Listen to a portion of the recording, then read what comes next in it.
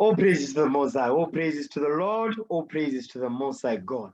So tonight's topic is called Defiled by Women. Defiled by Women. That is tonight's topic. Let's open up with the book of Isaiah 46 verse 9. Let's start there. Isaiah 46 verse 9. As you all know, is Women's Day and all that demonic day.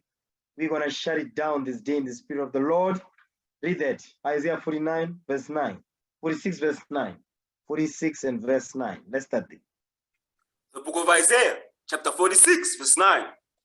Come on. Remember the former things of old, for I am God, and there is none else. I am God, and there is none like me. So now the Lord is telling us that we must remember the former things of old, the things that were declared unto us and our forefathers in the days of old, from the time of the beginning. Go ahead. Declaring the end from the beginning. And from ancient times, the things that are not yet done. Saying, my counsel shall stand, and I will do all my pleasure. So now what we're reading here is the Most High God, he declares the end from the beginning. You understand? From the beginning, the Lord had already declared the things that are going to come to pass in these last days. They are written from the beginning. Our job is to pray to the Lord to open our eyes so we can see what the Lord is really trying to show us. Read that again, verse 10. The book of Isaiah, chapter 46, verse 10. Declaring the end from the beginning, and from ancient times, the things that are not yet done. Saying, my counsel shall stand, and I will do all my pleasure. All praises to the Most High God. Now watch this. Give me the book of Jeremiah, okay? Jeremiah chapter 31, verse 22. Jeremiah chapter 31, verse 22. You see, the Lord declared the end from the beginning. You understand? And in the beginning, when the Lord created man upon the earth, our family started with marriage, okay? Read that. Jeremiah 31, verse 22. Watch this. The book of Jeremiah, chapter 31, verse 22. Go ahead. How long wilt thou go about, O thou backsliding daughter? For the Lord hath created a new thing in the earth. A woman shall compass the man. So now this is the new thing that the Lord had created in the earth. A woman shall compass a man, meaning a woman will be equal or above the man. That's what the Lord is saying through the spirit of Jeremiah here. Read again. The book of Jeremiah, chapter 31, verse 22. How long wilt thou go about, O thou backsliding daughter? Go ahead. For the Lord hath created a new thing in the earth. A woman shall compass a man. So the Lord is saying, as a nation, we decided to backslide. We went backwards. You understand? So much so that now the Lord had created a new thing in the earth. What is that new thing? A woman compassing a man.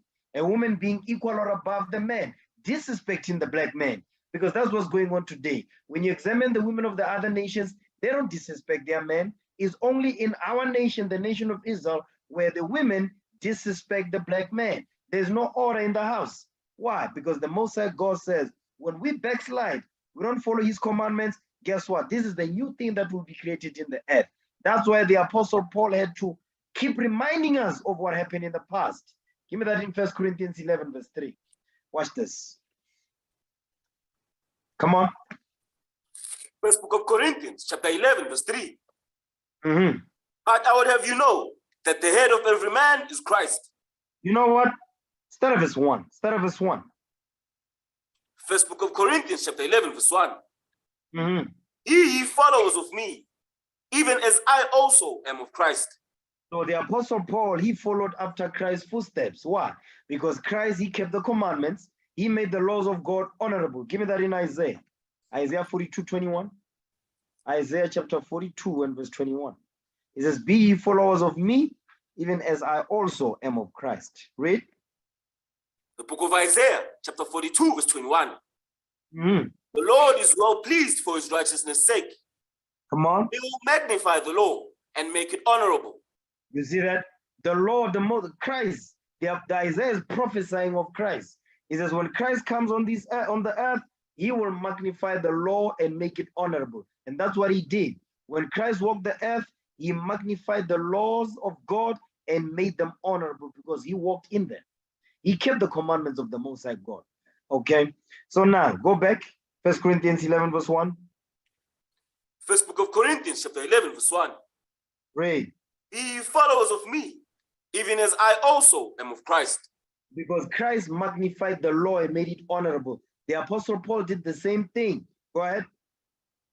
Now I praise you, brethren, that ye remember me in all things, and keep the ordinances as I delivered them to you. So now he says, keep the ordinances as I delivered them to you. What were the ordinances he delivered them to us? The commandments. The Apostle Paul delivered the ordinances unto us. He says, the way that I delivered them to you, don't add or remove nothing. You understand? Keep them according to how I delivered them to you. Go ahead. But I would have you know that the head of every man is Christ. You see that these are the ordinances now. He says, listen, I will have you know that the head of every man is Christ. He's setting the order. He said, like, these are the ordinances I'm delivering to you. Guess what? Don't add, don't remove. Keep them the way that I delivered them to you and teach them as I've delivered them to you. Go ahead. And the head of the woman is the man. You see that the head of the black woman, the Israelite woman, is the Israelite man. Go ahead. And the head of Christ is God. You see now, the Apostle Paul is giving us the order. Why? Because there was a problems in the church of Corinth. You understand? They were no longer keeping this order. There was no order in the churches. Hold this. Give me that in 1 Corinthians 14, verse 40. That's why the Apostle Paul had to say this. Read that. First book of Corinthians, chapter 14, verse 40. Let all things be done decently and in order. You see that? Let all things be done decently and in order. Why? Because things were not being done decently. They were not being done orderly according to the scriptures. That's why the Apostle Paul had to address that. Go back, 1 Corinthians 11, verse 3 again. First book of Corinthians, chapter 11, verse 3. Go ahead. But I would have you know that the head of every man is Christ. The head of the woman is the man. And the head of Christ is God. You see, so this order right here is how we're going to build our families back up. This is how we're going to set our nation back in order according to the ordinances that was delivered to us. Read. Every man praying or prophesying, having his head covered, dishonoreth his head. You see that? So now, but one thing that you want to notice here is read verse 3 again. Read verse 3 one more again. Watch this. First book of Corinthians, chapter 11, verse 3. Come on. But I would have you know that the head of every man is Christ, and the head of the woman is the man. Stop right there. And the head of And Christ, the what? And the head of the woman is the man. And the head of the woman is the man. The head of the woman is the man. You see that part right there? The head of the woman is the man. Why is he saying it like this? Notice he didn't say the head of the woman is the husband. He said the head of the woman is the man. So sisters coming to the truth, they are not married. Guess who the head? The head is the leadership that is being set over you. That's your head. That's your hedge. You understand? Because why? The reason why the Apostle Paul is written like this, because you can imagine that sisters that are not married, they'll say, no, my head is Jesus Christ. I'm married to Christ. There's no such thing. Because that's what they teach in the Christian church. Is that if you don't have a husband, you married to Christ. That's not biblical. Read again, verse 3. First book of Corinthians, chapter 11, verse 3. Go ahead. But I would have you know that the head of every man is Christ. And the head of the woman is the man. The head of the woman is the man. God. The head of the woman, I need you to stay with me. The head of the woman is the man. The head of the woman is the man. Hold this. Give me Sirach 36. Sirach 36, verse 24. Watch this. The book of Ecclesiasticus, chapter 36, verse 24. Go ahead. He that getteth a wife beginneth a possession. So you get a wife, you begin a possession. Because when you have a possession, you take care of it, you feed it, you clothe it, you put roof over the possession. All of that. That's what the Lord is saying. Go ahead. A help like unto himself. And a pillar of rest. A pillar of rest. Because this woman, her mind is after your mind. This is husband and wife. Watch this. Go ahead. Where no hedge is, there the possession is spoiled. Stop right there. So when the sister does not have a husband, guess what?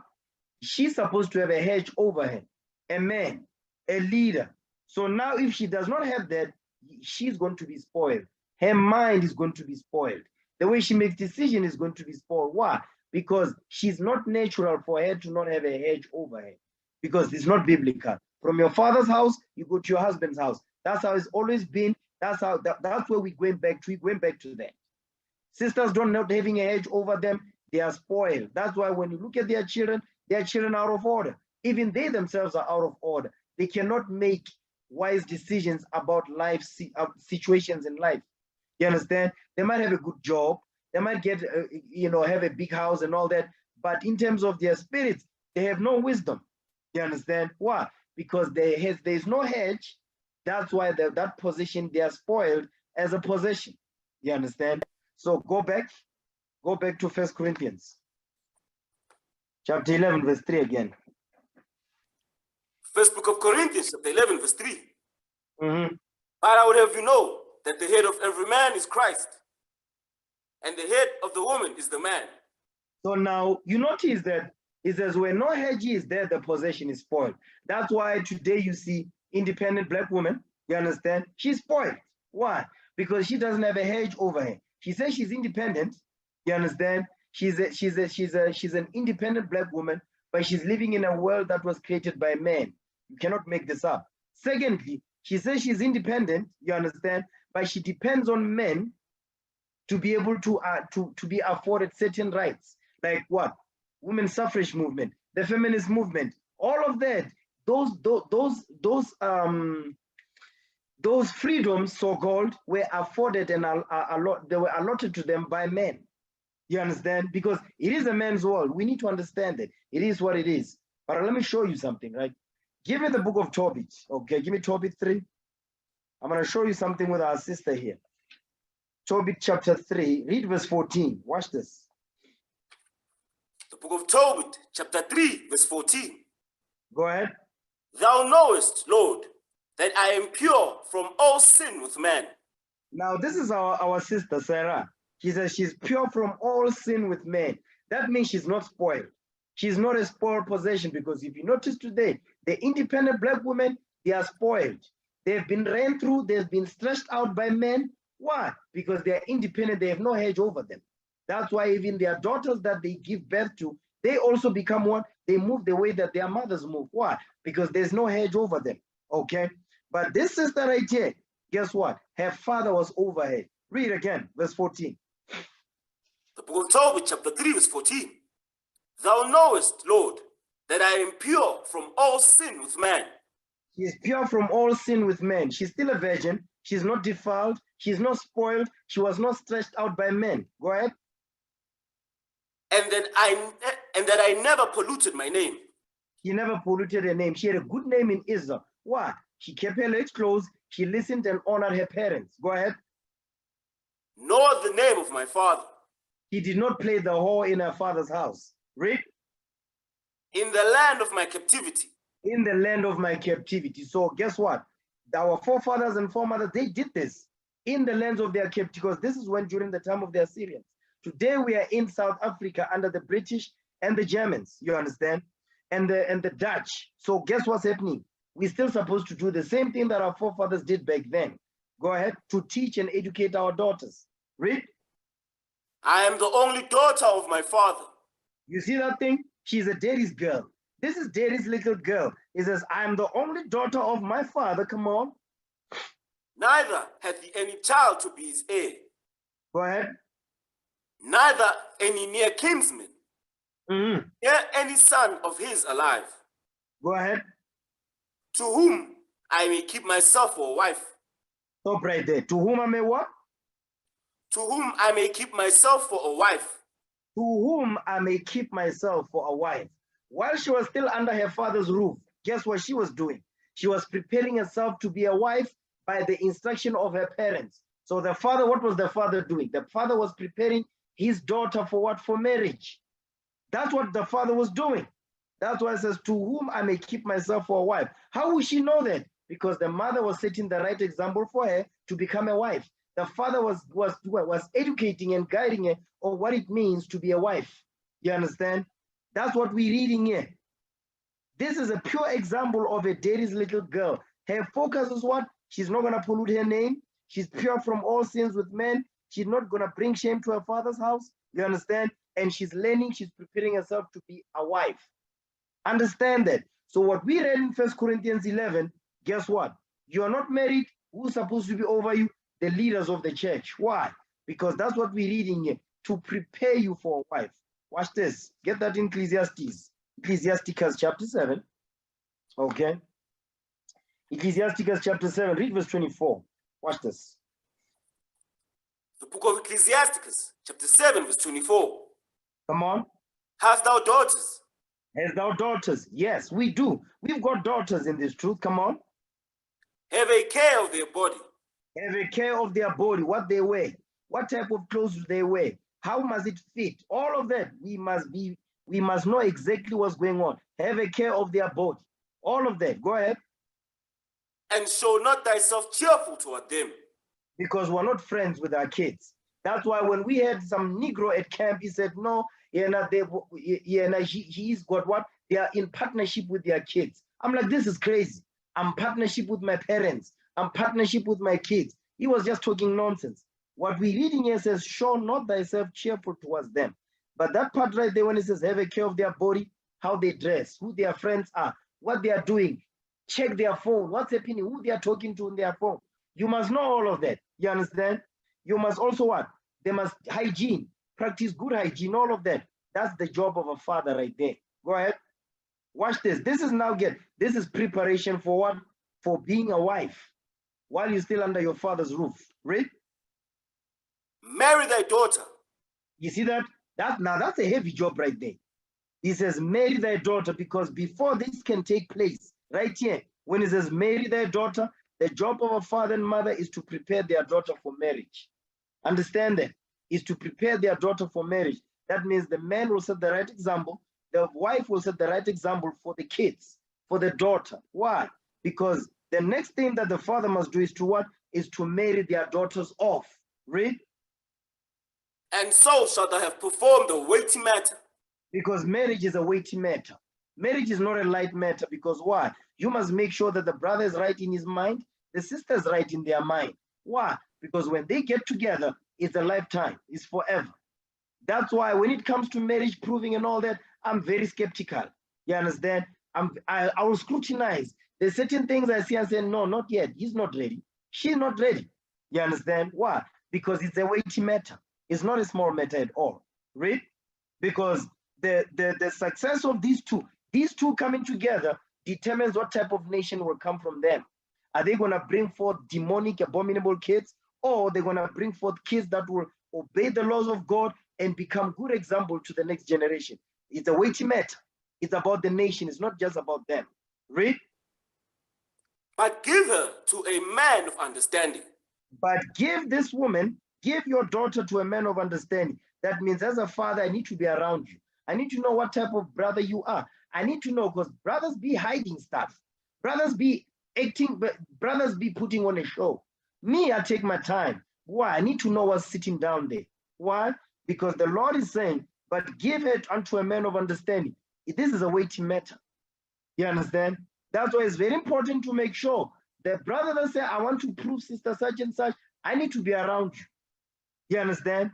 It's not going to be about how you look at, I need to know you, how you deal with situations in your life, how you deal with situations in the congregation, how you deal with men. I want to see that thing. Why? Because why? Read again, verse 25. Come on. The book of Ecclesiasticus, chapter 7, verse 25. Read. Marry thy daughter, and so shalt thou have performed a weighty matter. But give her to a man of understanding. But he says, give it to a man of understanding. This right here, this is a weighty matter. It's not something to play with. Understand that thing. Now, go back to 1 Corinthians 11, verse 3. Now let's understand what the Apostle Paul is saying here. Okay, come on.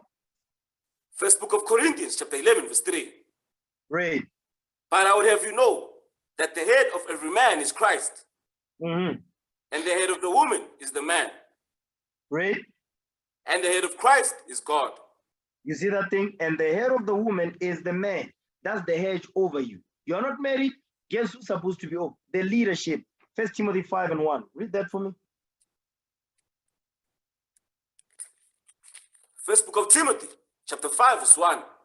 Go ahead. Rebuke not an elder, but entreat him as a father. As a what? But entreat him as a father. You see that part right there? It says, rebuke not an elder, but entreat him as a father. As a father. You brothers and sisters understand, we fathers to you. Don't get it twisted. You understand? Understand that thing. So when the command is given out, guess what? As a parent, this is what you need to do. Some of you don't do it. You're breaking the 5th commandment. You understand? Not understanding that you are being prepared. Because the day when you're going to have children, they're not going to listen to you. Understand that. So you reap what you sow. Understand that thing. Read again, verse 1. First book of Timothy, chapter 5, verse 1. Come on. Rebuke not an elder, but entreat him as a father. Read. And the younger men as brethren. You see that thing? The younger men as brethren. Now, go back to 1 Corinthians 11, verse 3. Read that again. First book of Corinthians, chapter 11, verse 3. But I would have you know that the head of every man is Christ. Read. And the head of the woman is the man. And the head of Christ is God. So this is God's divine order that the Apostle Paul, he kept emphasizing. Why? Because there was problems in the churches that he went to teach. Read. Every man praying or prophesying, having his head covered, dishonoring his head. Go ahead. But every woman that prayeth or prophesieth with her head uncovered, dishonoreth her head. You see what the Bible is saying? It says, every woman that prayeth or prophesieth with her head uncovered, dishonoreth her head. Her husband, if she's married, the leadership, if she's not married. You understand? Go ahead. For that is even all one, as if she was shaven. You see that thing? If she cannot cover her head, let her shave her head. Why? So she can show open defiance to the leadership that the Lord has set over her. You understand? Go ahead. For if the woman be not covered, let her also be shorn. But if it be a shame for a woman to be shorn or shaven, let her be covered. You see that thing? It says, because it is a shame for her to be shorn. So it says, why? Let her be covered. Because it's a sign of respect and submission. Go ahead. For a man indeed ought not to cover his head. For as much as he is the image and glory of God. Go ahead. But the woman is the glory of the man. The Apostle Paul, he keeps emphasizing this thing because this was the problem in the church. You understand? He says, for a man indeed ought not to cover his head. That's why we don't cover our heads. You understand? In the spirit of prophecy. For as much as he is the image and glory of God. We are the image. We are made in the image and in the glory of the Most High God. Not the woman.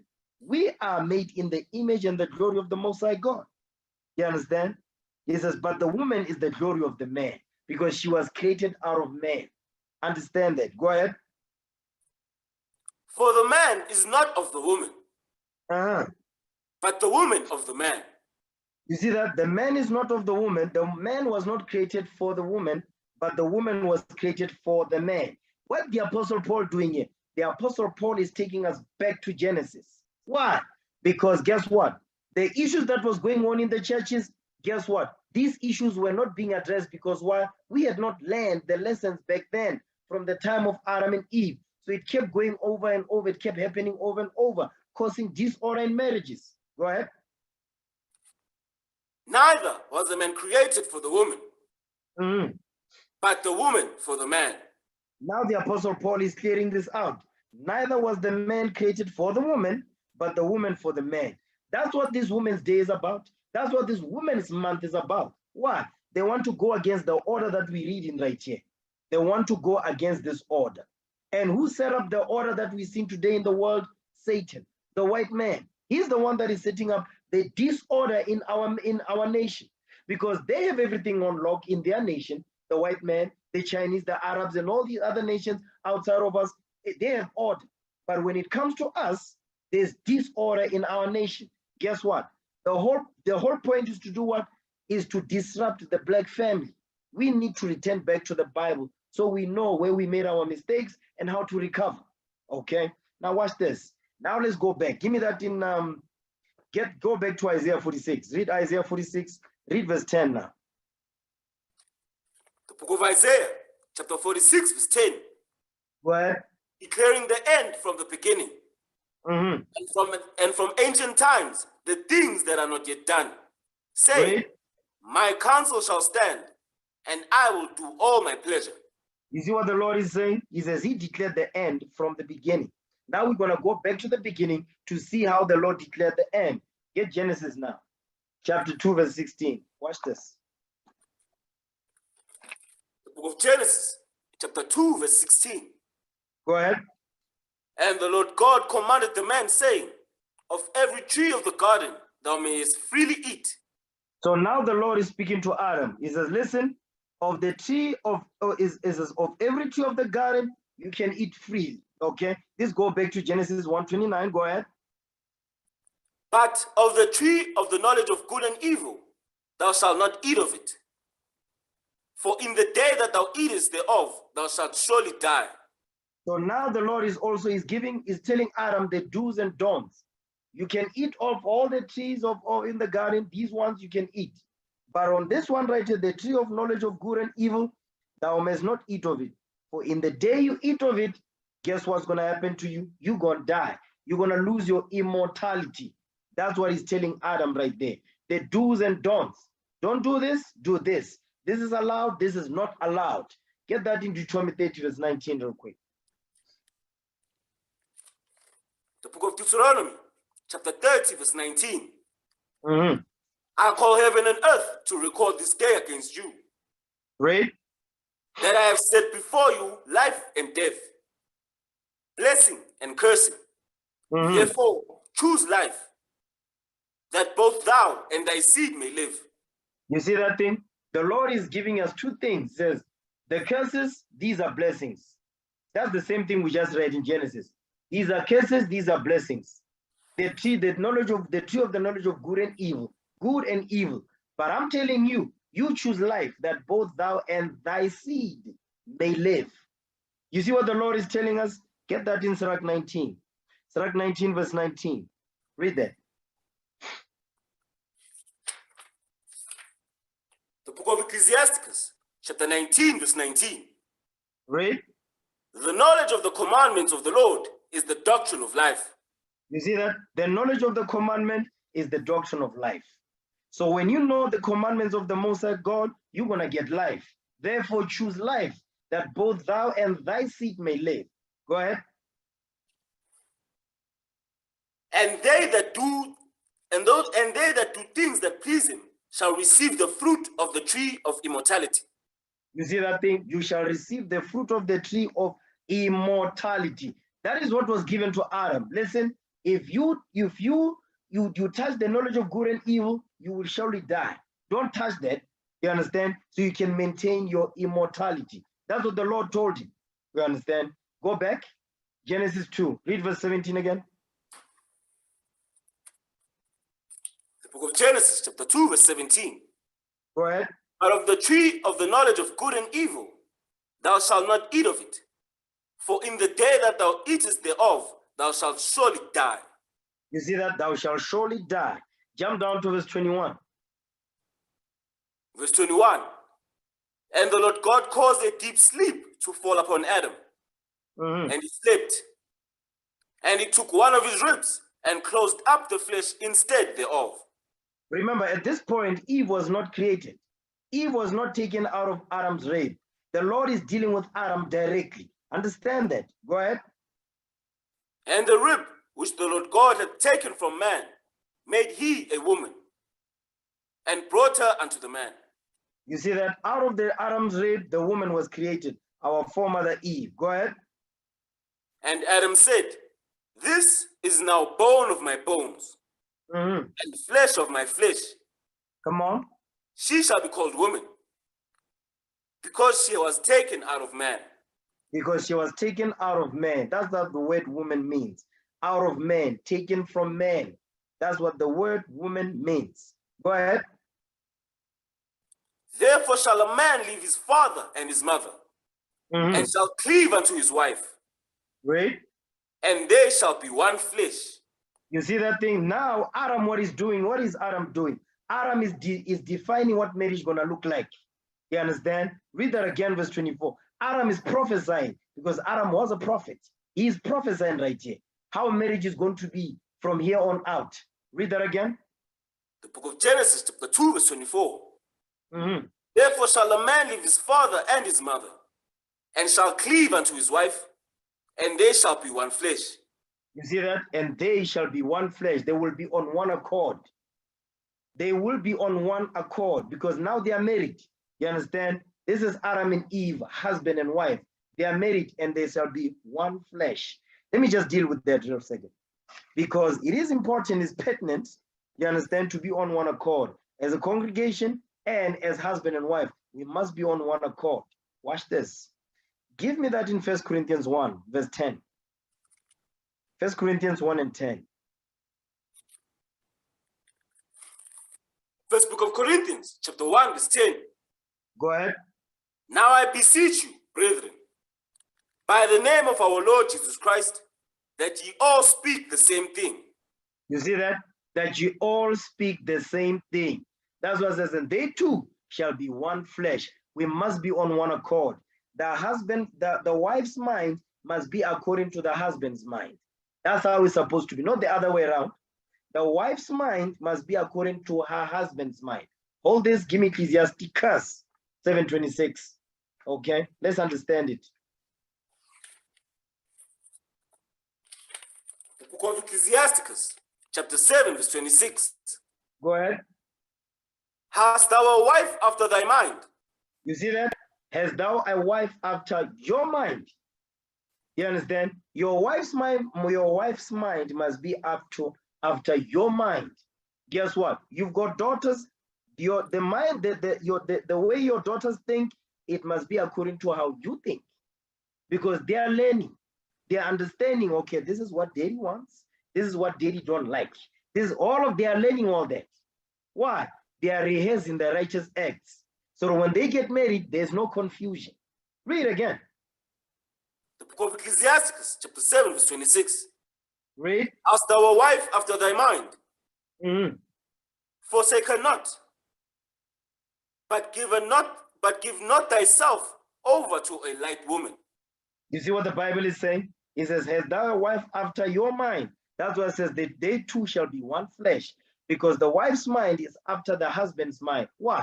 Because the husband's job is to teach the wife. The wife teaches the children. The children understand what daddy wants and what daddy don't want from the mouth of their mother. You understand? When they get to an age, now daddy deals with them. Watch this. But here says, but don't give yourself over to a light woman. Meaning what? A simple sister who don't give a damn about God's commandments. The Lord says, don't waste your time with that type of woman. Why? Because you as the man, your mind is after the Lord's mind. Read that in Sirach 6, verse 37. The book of Ecclesiasticus, chapter 6, verse 37. Go ahead. Let thy mind be upon the ordinances of the Lord, and meditate continually in his commandments. Read. He shall establish thine heart and give thee wisdom at thine own desire. You see that? So it says, let thy mind be upon the ordinances of the Lord. That's the man's mind. Your mind must be upon the ordinances of the Most High God, because the Lord deals with the man directly. You understand? That's why the prophets of the Lord, they are all men. Why? Because that's how it was from the beginning. But we forgot that because of the feminist movement, women's suffrage movement. You understand? We're equal rights, sexual equality, and all of which is all BS. It's not biblical.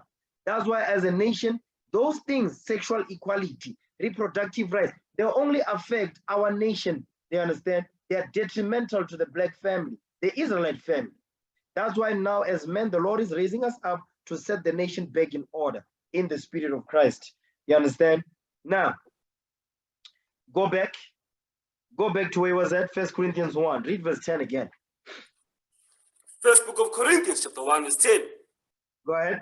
Now I beseech you, brethren, by the name of our Lord Jesus Christ, that ye all speak the same thing. That we must speak the same thing. So in a marriage, in the congregation, we must all speak the same thing. We must all be one accord. Read. And that there be no divisions among you. You see that thing? That there be no divisions among you. Why? What's going to bring divisions? Idolatry, confusion.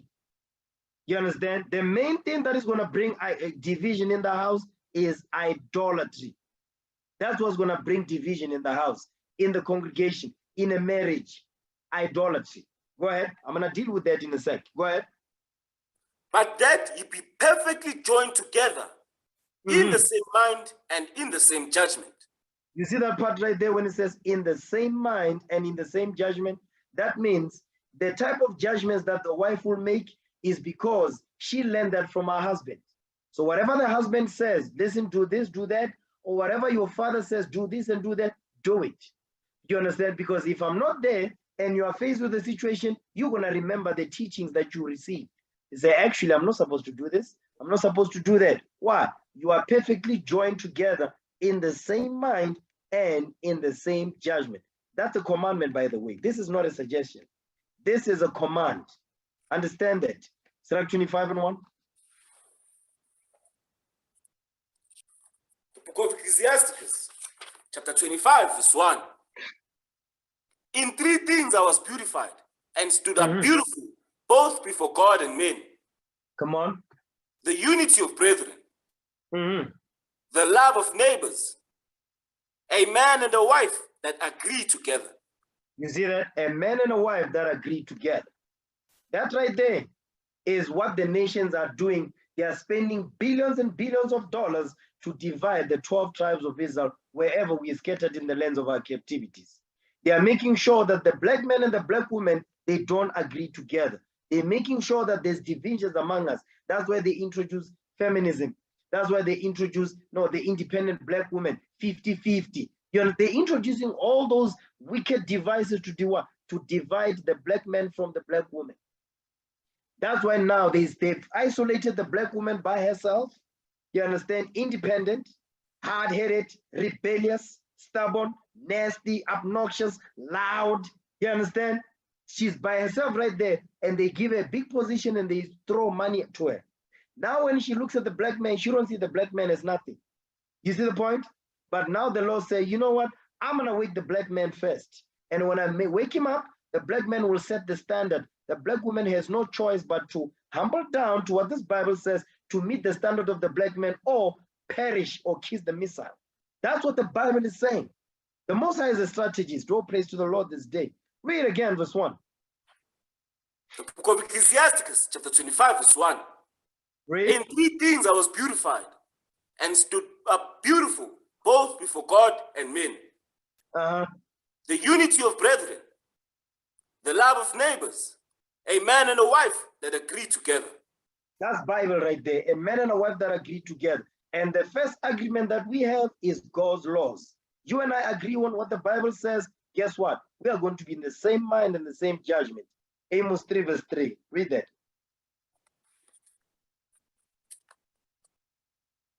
The book of Amos, chapter 3, verse 3. Come on. Can 2 work together except they be agreed? No. 2 cannot work together if they are not in agreement. What is the agreement we must have? The scriptures. The laws of God, we must be on one accord. That's what the Most High God is saying. The one thing that is going to bring us together is God's commandments, and we must all be on one accord. There are other one things, there's something different, another one, that's not going to work. We must be on one accord. That's what the Lord is saying. That's what Adam was prophesying about. That's why the Apostle Paul keep bringing up the marriage of Adam and Eve, what happened in the garden. Why? Because we have forgotten the lessons that we have not learned from the mistakes that was made in the garden. The Lord is saying, listen, no, remind them. I'm going to put the Spirit upon you to remind them of this thing so they don't make the same mistakes. Go back now. Genesis 2:24 again. The book of Genesis, chapter 2, verse 24. Go ahead. Therefore shall a man leave his father and his mother, and shall cleave unto his wife, Right. and they shall be one flesh. And they shall be one flesh. They shall be in one accord. Same mind, same judgment.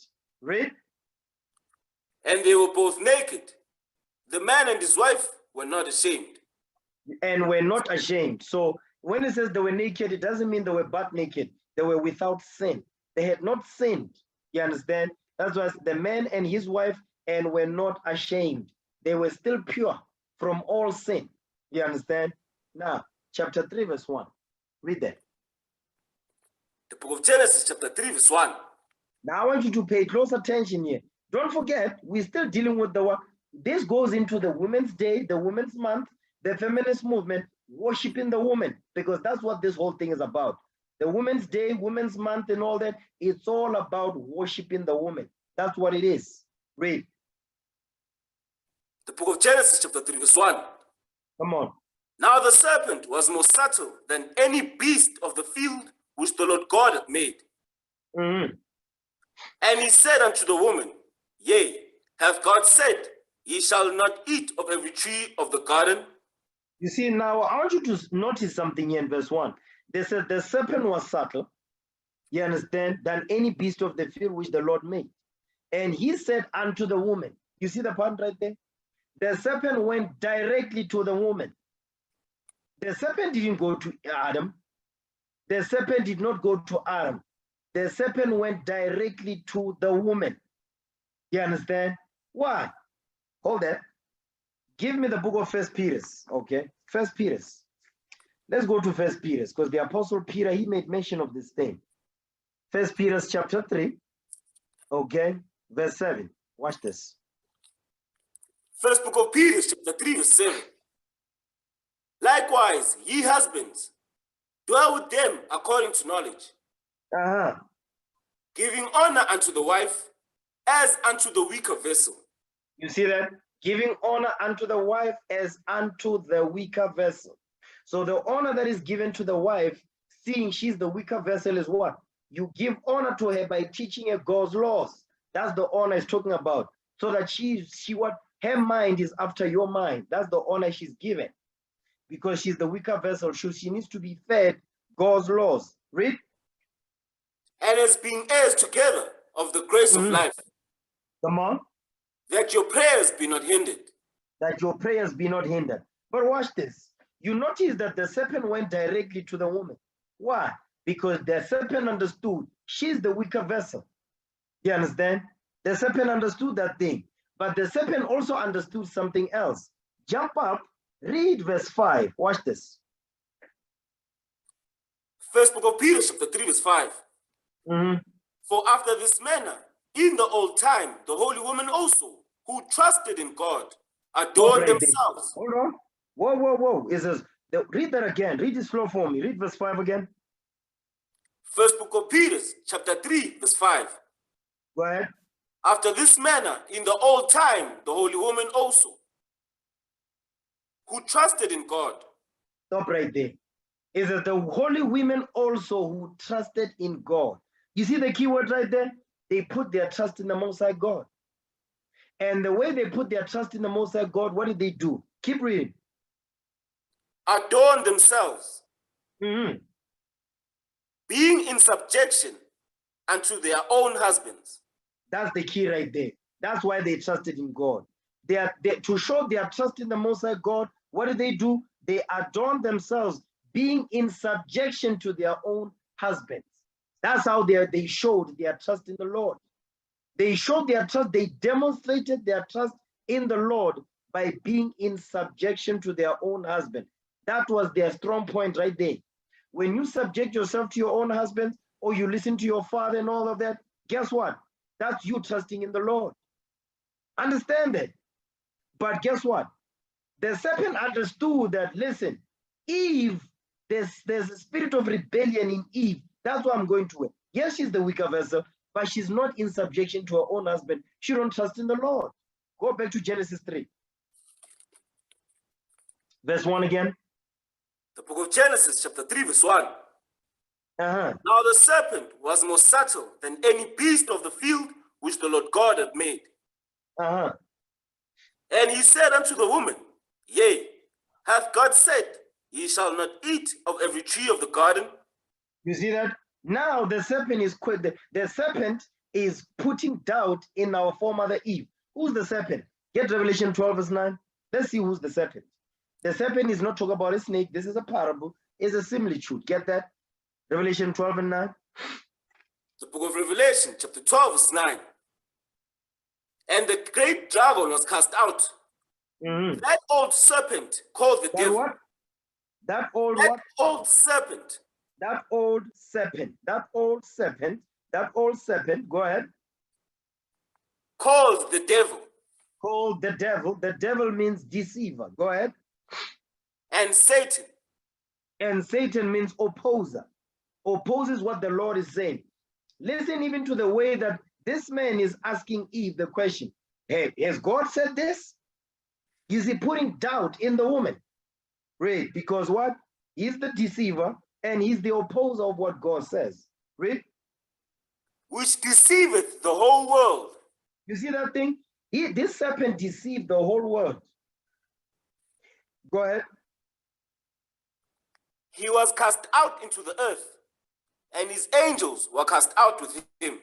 So this serpent right here, this is talk about the spirit of the white man. The white man, he's got the spirit of Satan on him. Now watch this. Give me 2 Corinthians 11 verse 4. 2 Corinthians 11 verse 4. So we understand who the serpent is. Let's get some more. 2 Corinthians 11 verse 4. Let's start there. Second book of Corinthians, chapter 11 verse 4. Go ahead. Start verse 3. Start verse 3. Second book of Corinthians, chapter 11 verse 3. But I fear lest by any means, as the serpent beguiled Eve through his subtlety. Go ahead. So your minds should be corrupted from the simplicity that is in Christ. Now that's some heavy stuff right there. Man, the Apostle Paul was heavy. It is but I fear lest by any means, as the serpent beguiled Eve through his subtlety. So the serpent deceived Eve. Remember, the serpent is Satan and the devil. The serpent deceived Eve and opposed the teachings that Adam taught his wife. Because Adam taught Eve what the Lord has said. But now the serpent put doubt in our foremother Eve. You understand? It says, so your mind should be corrupted from the simplicity that is in Christ. Why? Because it's simple in Christ. Trust in the Lord and by being in subjection to your own husband. Eve did not go that route. Why? Because she did not trust in the Lord. She didn't. You understand? She knew what she was supposed to do and not to do, but she chose different. Why?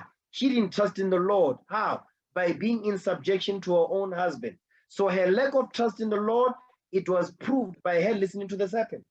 You see the point? So keep reading. Verse 4. You know what? No. Jump down to verse 13. Verse 13. For such are false apostles. You see that? So he was a false apostle. Read. Deceitful workers. Transforming themselves into the apostles of Christ. Watch the next verse. This is the point. Go ahead. And no marvel, for Satan himself is transformed into an angel of light. You see that thing? He says, don't marvel, because Satan himself, talk about the serpent in Genesis 3. Satan himself is transformed into an angel of light. The angel of light meaning what? Wisdom. He also came with wisdom to the woman. He transformed himself into an angel of light, meaning what? I've got wisdom too. Go back to Genesis 3. Read verse 1 again. The book of Genesis, chapter 3, verse 1. Go ahead. Now the serpent was more subtle than any beast of the field which the Lord God had made. Come on. And he said unto the woman, Yea, hath God said, Ye shall not eat of every tree of the garden? Go ahead. And the woman said unto the serpent, We may eat of the fruit of the trees of the garden. Right.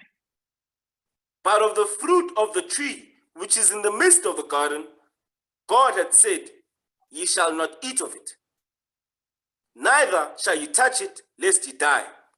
So I want you to notice something here. You see in verse 2, the woman is repeating, verse 2 and 3, the woman is repeating what Adam was commanded. Now that means, that's letting you know, when Adam was being given these commands, he was not created yet. So letting you know, what did Adam do? Genesis 2:24, read that again. Watch this. The book of Genesis, chapter 2, verse 24. Go ahead. Therefore shall a man leave his father and his mother, and shall cleave unto his wife, and they shall be one flesh. And they shall be one flesh. They will be on one accord. The wife's mind will be after the husband's mind. Why? Because the husband's job will be to teach the woman the laws of God. That's what Adam did to his wife. He taught Eve the commandments. That's why here the woman is repeating the things that was told to Adam. Because what did Adam do? Adam set his house in order. Now read that again. Genesis 3, read verse 3 and 2. Verse 2 and 3 together. The book of Genesis, chapter 3, verse 2. And the woman said unto the serpent, we may eat of the fruit of the trees of the garden. Stop right there. We may eat of the fruit of the trees of the garden. What is she talking about? Genesis 1. Get that. Genesis 1:29. This is what Eve she's talking about. Okay. The book of Genesis, chapter 1, verse 29. Go ahead. And God said, behold, I have given you every herb bearing seed, which is upon the face of all the earth, and every tree, in the which is the fruit of a tree yielding seed. To you it shall be for meat. To you it shall be for meat. This is the what? The diet, the vegan diet that was given to us. Go back to Genesis 3. Read verse 3 again now. The book of Genesis, chapter 3, verse 3. But of the fruit of the tree which is in the midst of the garden, God had said, ye shall not eat of it, neither shall ye touch it, lest ye die. Don't eat of the fruit of that is the midst of the tree of the garden, neither shall he touch it, lest he die. That's the same thing that was given to Adam. Okay, go ahead. Watch this. And the serpent said unto the woman, ye shall not surely die. You see what the serpent is doing? Putting doubt in our foremother Eve. Why? Because our foremother Eve, guess what? The serpent was able to recognize that there's rebellion in this woman. You understand? She's not in agreement with what her husband is teaching. She don't like that. Now the serpent is exploiting that situation. That's what's going on here. Why? Because Eve did not trust in the Lord. Because she did not what? She did not submit herself to her husband completely. She did not. That's why Satan was able to enter into the house through her. Read. For God doth know that in the day ye eat thereof, then your eyes shall be opened. Go ahead. And ye shall be as gods, knowing good and evil. Now that's heavy right there. I want to show you something with this verse. Read again, verse 5. Watch this. The book of Genesis, chapter 3, verse 5. For God doth know that in the day ye eat thereof, then your eyes shall be opened, and ye shall be as gods. Stop right there. Stop right there. Now, whoa. Now, you see what the serpent is saying to the woman? It says, for God doth know that in the day ye eat thereof, then your eyes shall be opened, and ye shall be as gods. Ye shall be as gods. Meaning both of you, you're going to be gods on this earth. That's what the serpent is telling Eve. You see this? It says, ye, both of you, you're going to be as gods. Adam was already on that God level. But the serpent is telling Eve, listen, the both of you now, again, right now, the two of you, one of you is a God and you are not. But when I give you this knowledge, both of you will be as gods, knowing good and evil. You see that? You men see this? Yes, sir. That's what's going on here. That's what's going on right here. Watch this. Give me the book, give me Wisdom of Solomon 10 and 1. Wisdom of Solomon 10, verse 1. Watch this. Wisdom of Solomon, chapter 10, verse 1. Come on. She preserved the first formed father of the world. The she is wisdom. Wisdom preserved the first formed father of the world. That's Adam. Go ahead. That was created alone. And brought him out of his fall. Read. and gave him power to rule all things. And gave him power to rule all things. Guess what? Adam was God on earth. He was already on that God level. But the serpent is telling the wife, say, listen, both of you are going to be as gods. Adam was already on that God level. But the reason why the serpent is presenting this is because of what? Eve wanting to be equal or above her man. That was the issue. And the serpent was able to recognize that thing. You understand? The serpent was able to recognize that. Watch this. Give me the book of Wisdom of Solomon, right? Wisdom of Solomon 2. You know what? I'm jumping ahead. Give me 2 Ezra 6, verse 54. Let's just read that. 2 Ezra 6. Read verse 54. Read that. Second book of Ezra, chapter 6, verse 54. Go ahead. And after these, Adam also, whom thou madest Lord of all thy creatures, of whom come we all, and the people also whom thou hast chosen. You see that? Adam also, whom thou madest Lord of all thy creatures. So Adam was a God already. He was already on that God level. You understand? And the serpent knew that, obviously. That's why he went directly to the woman. You understand? To say, listen, the way for me to disrupt the rulership of this man, I have to get through the woman. You understand? If I want to destroy the rulership of this man, being a God on this earth, I need to deal with the woman. If I can deal with the woman will be able to do what? To destroy this man from within the family. You see that thing? Then the whole kingdom will fall. Understand that? Okay? Now, you notice now when you look at movies like your Superman, now the Supergirl, where do you think that come from? Ye shall be as gods. You've got Thor now. Now you've got a female counterpart of Thor. She was saying, no, I'm the mighty Thor. What the hell is this? That's what we're reading. Ye shall be as gods, knowing good and evil. You understand? The Hulk. Now the Hulk is a woman. You understand? The Black Panther that's coming up, they say now the Black Panther will be a woman.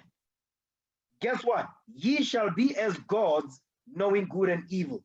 That's all the serpents do. The white man is doing this. He's doing all this. Understand it?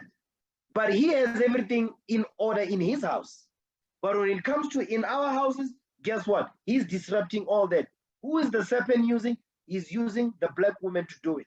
Now the serpent is using the black woman to destroy the black man from within. Now, as we build in the 12 tribes of Israel in the spirit of Christ, who's the number one enemy that we meet on the streets? The black woman. She's the main one that is always going against what the Bible says, especially when we have to deal with marriage and the order of marriage and the hierarchy that happens in marriage and the roles and responsibility that goes with marriage. The black women don't accept that. She's saying hell to the no, to hell with that. She don't want to hear that. Why? Because she has been weaponized against us. Understand that? The black woman has been weaponized by the white man against us. Tell you straight, it is what it is. So we have a fight upon us, brothers. We have a fight, and we love our sisters, but we are going to deal with them according to the scriptures, not according to the wisdom of the world, according to what God says. Understand that? Now, let's go back to Genesis 3. Genesis 3, read verse 5 again. The book of Genesis, chapter 3, verse 5. Go ahead. For God doth know that in the day ye eat thereof, then your eyes shall be opened, and ye shall be as gods, knowing good and evil. Ye shall be as gods, knowing good and evil. So now the serpent, what is he doing? The serpent is enticing this woman. He's enticing our foremother Eve, because the husband is not there. Go ahead. And when the woman saw that the tree was good for food, and that it was pleasant to the eyes, and a tree to be desired to make one wise, she took of the fruit thereof and did eat, and gave also unto her husband with her, and he did eat. Now watch this. You see verse 6 right here? This right here is the beginning of the feminist movement. Understand that? This right here is the beginning of the feminist movement, because from verse 1 down, the woman, she's complaining to the serpent. The woman is complaining to the serpent said, don't worry, I got a solution for you. You understand? The woman is complaining to the serpent is like, now I got her where I wanted. I'm now going to present an offer that she cannot refuse.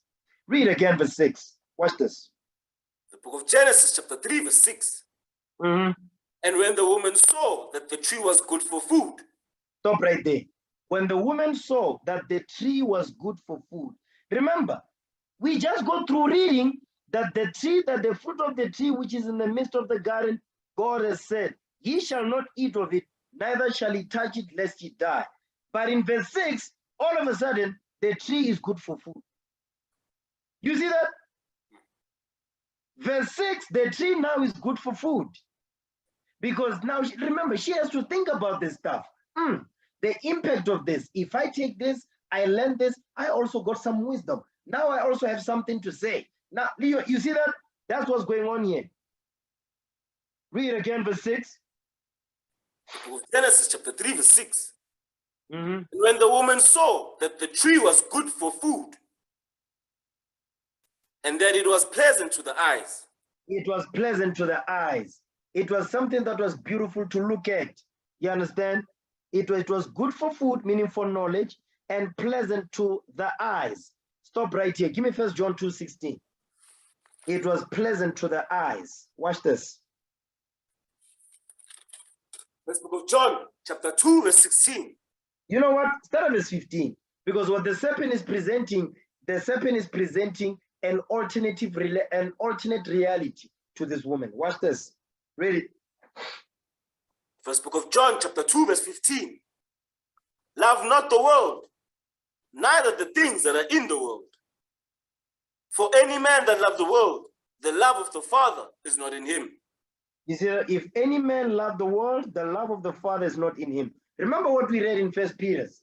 It says, holy women also of old who trusted in God adorned themselves being in subjection to their own husband. You see, Eve, she did not trust in the Lord. That's why it says, if any man love the world, the love of the Father is not in him. The love of the Father was not in our foremother Eve at this point. You understand? Because she loved the world that the serpent presented to her. Next verse, go ahead. For all that is in the world, the lust of the flesh. You see that? The lust of the flesh. She lusted after that. Go ahead. And the lust of the eyes. That's it right there. The lust of the eyes. Remember what it says. It says it was pleasant to the eyes. You understand? It was pleasant to the eyes. The lust of the eyes, come on. And the pride of life. And the pride of life. That's why it says, and the tree was good for food. That's the knowledge. That's why today our sisters, they have their degrees. They've got their PhDs and all that. And don't get it twisted. I'm not saying sisters cannot study. I'm not saying sisters cannot have degrees. I'm not saying that. But what I am saying is that when they learn that, they think they are on some level. They think now they are better or above the black man. They look down on the black man. You understand? So that's what we're reading here. The pride of life. I'm better than you. I'm a PhD. You cannot tell me what to do. I earn more than you. So therefore, I wear pants in the house. That's nonsense. That's not biblical. Hierarchy and responsibility in the house has nothing to do with money. But it's got everything to do with what? Roles and responsibility that was given to the husband and the responsibility that was given to the wife. And everybody must what? Everybody must accept their roles and responsibility and what? And fulfill those roles. That's what marriage is. That's what the Most High God says. It's got nothing to do with your PhD. To hell with your PhD if it's going to disrupt the family. You see the point? Read again, verse 16. First book of John, chapter 2, verse 16.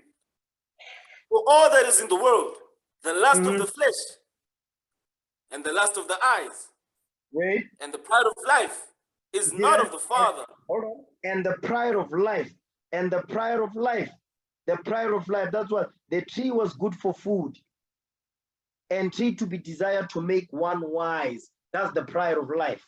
Go ahead. Is not of the Father, but is of the world. Is not of the Father, but is of the world. Is not of the Father, but is of Satan. That's what the Apostle John is saying. Is not of the Father, but is of Satan. Understand that? Is not of the Father, but is of Satan. So go back, Genesis 3, read verse 6 again. The book of Genesis, chapter 3, verse 6. Uh-huh. And when the woman saw that the tree was good for food, and that it was pleasant to the eyes, Go ahead. and a tree to be desired to make one wise. You see that? The tree to be desired to make one wise. The tree to be desired to make one wise. So it was beautiful to behold. Then the tree, it was something to be desired. So guess what? I'm jumping ahead, but I'm gonna do it. Jump down to verse 16. We're gonna go back to verse 6. Genesis 3:16. Watch this. The book of Genesis, chapter 3, verse 16. Go ahead. And to the woman he said, I will greatly multiply thy sorrow and thy conception. Go ahead. In sorrow thou shalt bring forth children, and thy desire shall be to thy husband. Thy what? Thy what? And thy desire shall be to thy husband. Thy desire, thy desire, thy desire, and thy desire shall be to thy what? And thy desire shall be to thy husband. Thy desire, meaning Eve's desire, our foremother Eve's desire, shall be to her husband Adam. Go ahead. And he shall rule over thee. You see the problem right there? So Eve didn't want this. Her desire was not to her husband, and she did not want Adam to rule over her. So she decided, I'm going to seek knowledge elsewhere so I can compete with my husband. Remember, Adam was a god on earth. Adam was already famous. Adam has status. Everybody reverenced and feared this man. Eve wanted the same thing. And the serpent exploited that because the serpent was able to see that that's what this black woman wants. And that's the same thing today. Our sisters have not learned the lesson from the Genesis. They have not learned what their foremother did. They have not learned from that mistake. They are repeating the same thing. And now they want the black men to do the same thing. We're not doing that. Not today in these last days. Not in the spirit of Christ, we're not doing that. No. Do you understand? So go back up to verse 6. One more again. The book of Genesis, chapter 3, verse 6. And when the woman saw that the tree was good for food, and that it was pleasant to the eyes, and a tree to be desired to make one wise. You see that? The tree to be desired to make one wise. Her desire is only supposed to be to her husband. But she looked at this tree, she's like, listen, this tree, I desire this tree because this tree is going to make me wise. Not my husband, but this particular tree is going to make me wise. Watch this. Jump back down to verse 16 again. I have to stay on this. I have to stay in this.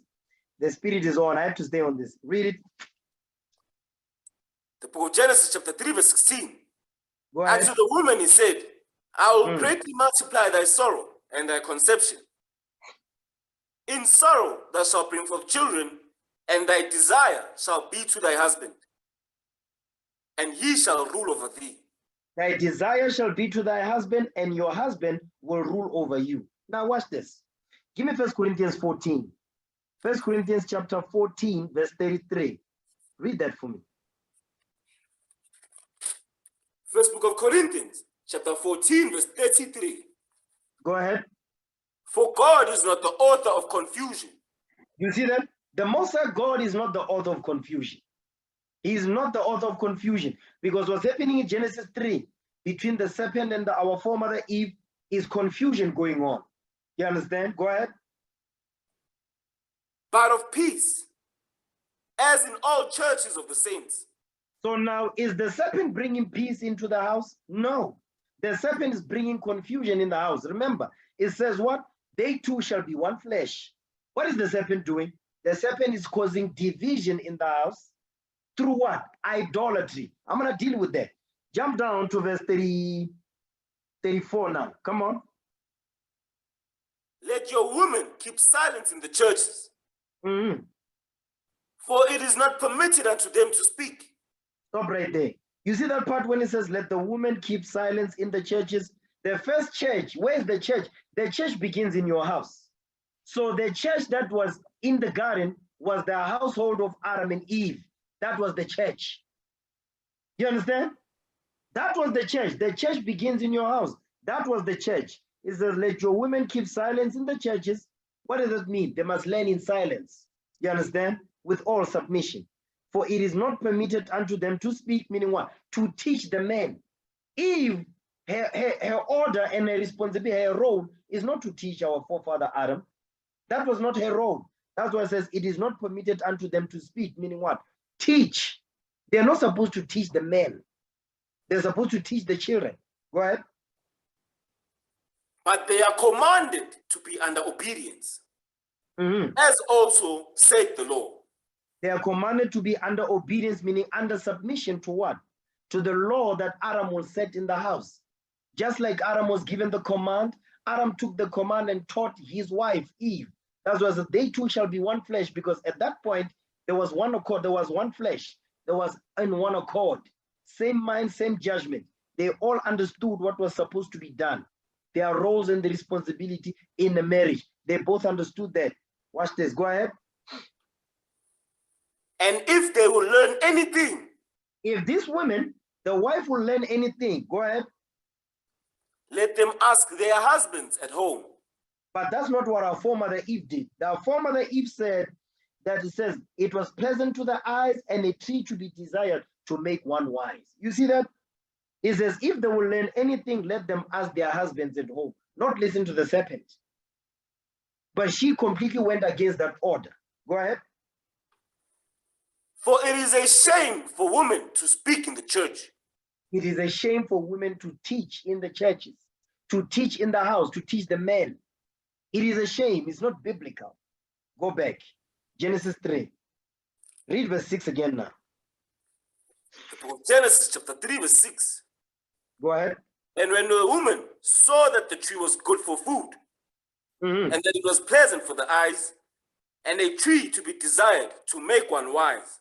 You see that? And it says the tree to be desired to make one wise.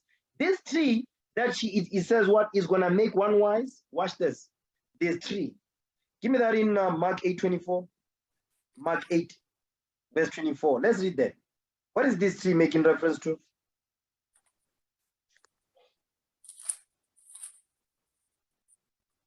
The book of Mark, chapter 8, verse 24. Right. And he looked up and said, I see men as trees walking. You see that? I see men as trees walking. Go back to Genesis 3, verse 6.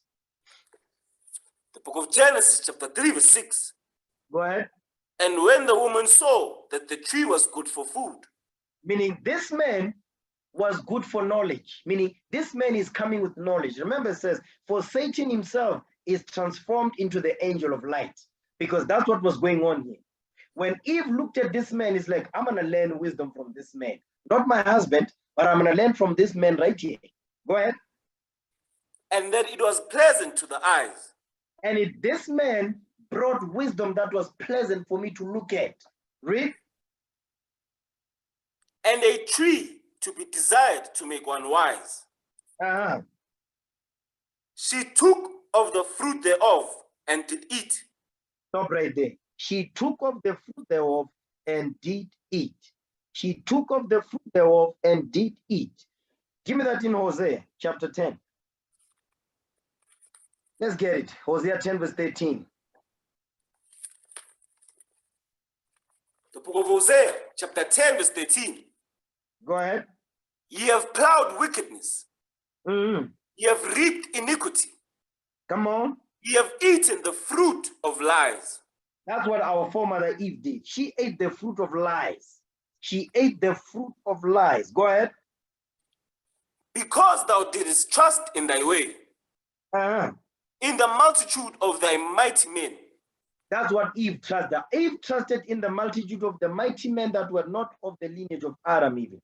You understand? The other nations. She trusted upon that. Why? Why did she eat? Why did she take the fruit of lies and eat it? Why was that tree that came before her, which is the man, the serpent, to offer her the wisdom, quote unquote? That was the fruit of lies. But why did she do it? Get that in Wisdom of Solomon 2:23. Because guess what? When you look at today, what's happening today with the feminist movement, this Women's Month, Women's Day, and all of that, it's all a lie. And it was the lie that was taught to the black woman. You understand? Feminist movement. No, you must be independent from your man. Your man is oppressing you. Whenever has the black man oppressed the black woman? Because we've been in slavery together. We've been oppressed in apartheid together. We've been lynched, raped, robbed, and murdered, and all of that. When has the black man ever oppressed the black woman? When? When in history has that ever taken place? Do you understand? When? When has that happened? Because why? The white woman wanted certain rights, you understand, to be equal with her man, and those rights were granted unto her only because she recruited black women into the feminist movement for the numbers. And when she got what she wanted, she still kept her man. But the black woman separated herself from her black man. Now she's independent and alone, and she's a single parent. She's been worn out, stretched out by multiple men. She's a baby mama, but she's got a PhD. That's the problem we have today. You see the point? Now read that for me. Wisdom of Solomon, chapter 2, verse 24. 23, start with 23. Sir? Wisdom of Solomon, chapter 2, verse 23. Go ahead. For God created man to be immortal. You see that? God created man to be immortal, to live forever. Go ahead. And made him to be an image of his own eternity. You see that? He made man to be an image of his own eternity. Go ahead. Nevertheless, through envy of the devil, came death into the world. Stop right there. But he says, nevertheless, through envy of the devil came death into the world. Now I want you to think about this right here. God created man to be mortal, right? And made this man to be an image of his own eternity. Because this goes back to what? Let us make man in our image. You understand? But now he says, but however, through envy of the devil came death into the world. Whose envy? Eve's envy. Because Eve envied the devil, and her envying the devil, she ended she ended immortal life. You cannot make this up. I want you men to think about this. Sisters too. Read that again. Read verse 23 again. I want this thing to hit home. Read it. Wisdom of Solomon, chapter 2, verse 23. Come on. For God created man to be immortal, and made him to be an image of his own eternity. You see that? And God made Adam to be an image of his own eternity. But because the black woman, our foremother Eve, she envied the devil. You understand? What did she do? Go ahead.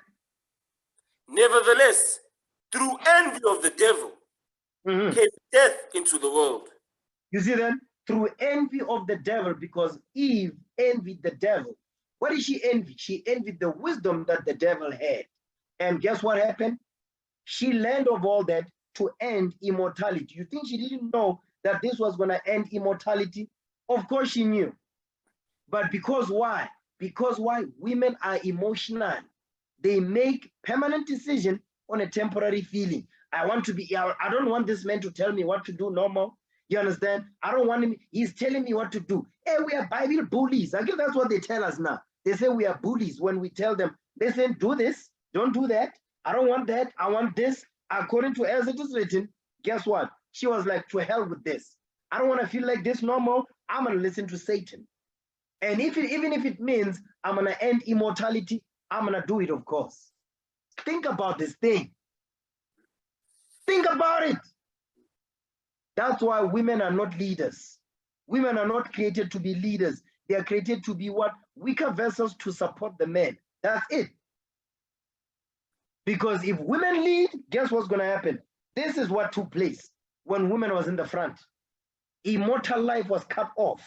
Get that in Surah 25, 24. The book of Ecclesiasticus, chapter 25, verse 24. Of the woman came the beginning of sin, and through her we all die. You see that? Of the woman came the beginning of sin, and through the woman we all die. All immortal life was cut. Immortality was cut off. Why? Because of what the woman did, because of the envy of the black woman. You see the point? So not only did she envy the serpent, but she envied her husband also. Because remember, Adam was already on that God level. Adam owned, he owned the whole earth. So instead of saying, listen, my husband is in power, therefore I'm empowered, I'm good, everything is all good. No, she wanted more. She wanted to be equal to him or above him. So not only did she envy the devil, but she envied her husband. And she realized that, listen, there's order here when it comes to my husband.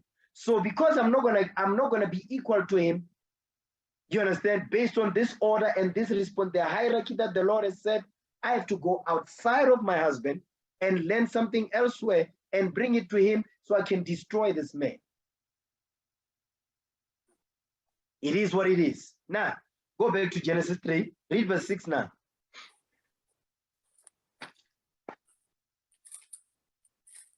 Genesis chapter 3, verse 6. Read. And when the woman saw that the tree was good for food, and that it was pleasant to the eyes, and a tree to be desired to make one wise, she took of the fruit thereof and did eat. The fruit of lies. The fruit of lies, she took the fruit of lies. Go ahead. And did eat. And gave also unto her husband with her, and he did eat.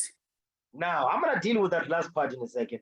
It says, she took of the fruit thereof and did eat. She learned it. Because remember, it was pleasant to the eyes. So what did she learn from this man? What did she learn from the serpent? Let's get Wisdom of Solomon chapter 14. Let's get there. Wisdom of Solomon chapter 14. Read verse 12. Wisdom of Solomon chapter 14, verse 12. Go ahead. For the devising of idols was the beginning of spiritual fornication, and the invention of them, the corruption of life. So you see that is that the devising of idols was the beginning of spiritual fornication, and the invention of them, the corruption of life. Whose life was corrupted? Adam's life. By who? By the woman. Because God created men to be mortal, but Adam's life was no longer immortal because of what? Because of what Eve, our foremother, did. You understand? Verse 27. Verse 27. For the worshipping of idols, not to be named, is the beginning. The cause is the beginning.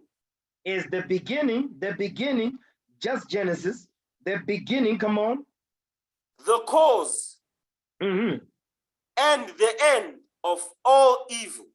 You see that? For the worshiping of idols, not to be named, is the beginning, the cause and the end of all evil on earth. So what was the beginning? What was the sin in the garden? It was idolatry, worshiping of other gods. You see that thing?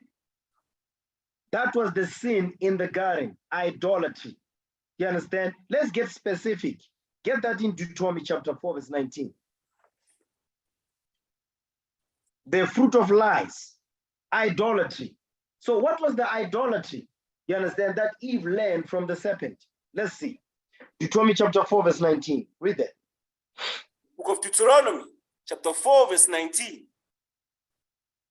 And lest thou lift up thine eyes unto heaven, and when thou seest the sun and the moon and the stars. You see that? This is astrology now. Astrology.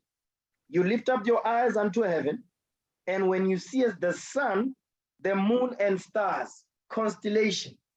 You understand? Astronomy, which now also delves into astrology, horoscopes, star signs. You understand? Go ahead. Even all the host of heaven shouldst be driven to worship them. Go ahead. And serve them, which the Lord thy God hath divided unto all nations under the whole heaven. So what's happening here is what was brought to our foremother Eve was these things: worshiping of the host of heaven, moon, stars, and the sun. You understand? To worship these things, to break the first commandment in the beginning of what? The fall of man. Because these are the things that she said, listen, I want to learn all these things. That's why when you notice today, they say women in IT, women in engineering, women in science, and all of that. A lot of the times, because I was watching this documentary when Elon Musk was taking people to space and all that, guess who was in there? The black woman was in there as the first black woman as a civilian to go to space. You understand? Back to the garden all over again. You understand? So these things have not changed. The same nations that was back then, they are back today, and they are doing the same garbage. That's what the Lord is telling us right here. You understand? Now, go back to Genesis, okay? For Genesis chapter 3, verse 6. Read. And when the woman saw that the tree was good for food, and it was pleasant to the eyes, and a tree to be desired to make one wise, she took of the fruit thereof and did eat. Read. And gave also unto her husband with her, and he did eat. Now that part right there, you see what's happening here? And she learned it, you understand? And when she understood everything about it, it says now she presented these philosophies to her husband. You understand? And he did eat. So what is happening here? You see right here, Adam became a simp, right here. This is the problem right here. This is where Adam fell. He fell right here. This is where he became a simp, right here. You understand? Because now the worshiping of idols, not to be named, is the beginning, the cause, and the end of all evil, right? Watch this. Now, Adam, you see what's going on here is called role reversals.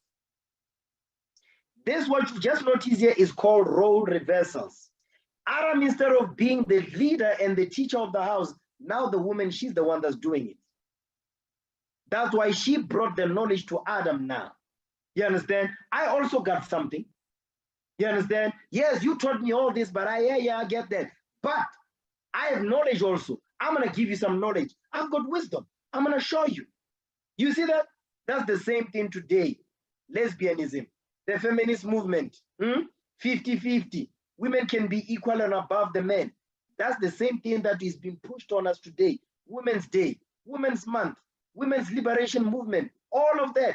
Guess what? It's all dating back to Genesis, the fall of man, when the roles of the house were reversed, when what women will compass a man. Go back to Jeremiah 31, verse 22. One more again. The book of Jeremiah, chapter 31, verse 22. Go ahead. How long wilt thou go about, O thou backsliding daughter? For the Lord has created a new thing in the earth. A woman shall compass a man. You see that? A woman shall compass a man. 50-50. We can do it. We can do it better. That's what they are saying. That's what they are telling them. That's what is being pushed in the earth right now. You understand?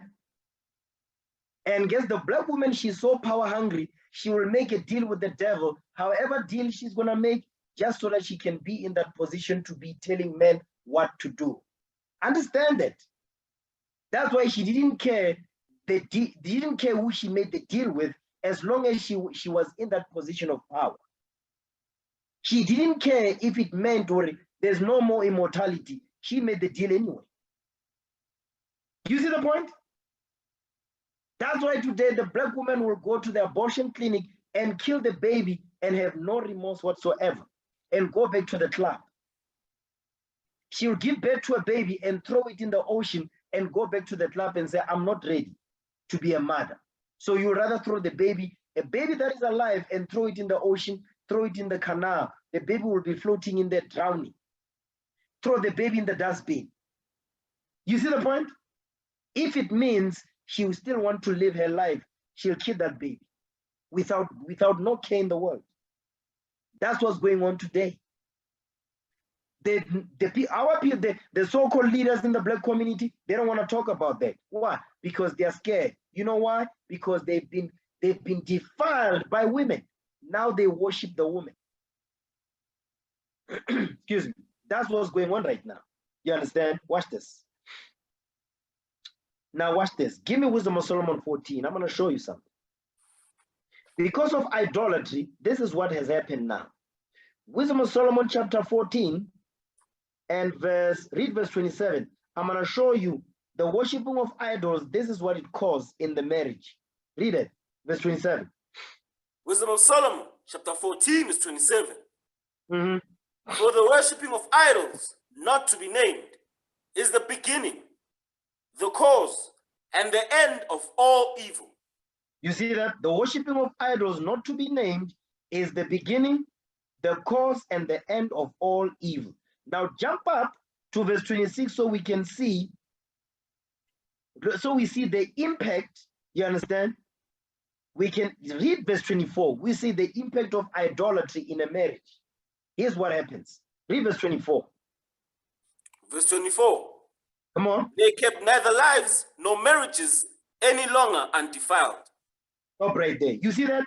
Because of worshipping of idols, because of idolatry, worshipping the woman, it says they kept neither lives nor their marriages any longer undefiled. Because idolatry will defile the marriage. Do you understand? Idolatry will defile the marriage. That's why when a woman dresses like a man, that marriage is defiled, because now we don't know who's the head of the house. The minute the woman dresses like their husband, there's no order in that house. Therefore, that marriage is defiled. Understand that? Therefore, the children also will be defiled because of what? Idolatry. The black woman wanting to be worshipped. Read.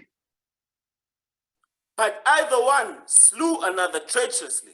Now they are killing one another treacherously. That goes into abortions and all that. Go ahead. Or grieved him by adultery. Now they're stepping outside of the marriage. You understand? My body, my choice. I guess that's the garbage that we're hearing now. My body, my choice. That's garbage. That's not biblical. My body, my choice. That means I have the right to kill my baby because I'm the one that is carrying the baby. That's murder. Read verse 24 again. Wisdom of Solomon, chapter 14, verse 24. Come on. They kept neither lives nor marriages any longer undefiled. Mm-hmm.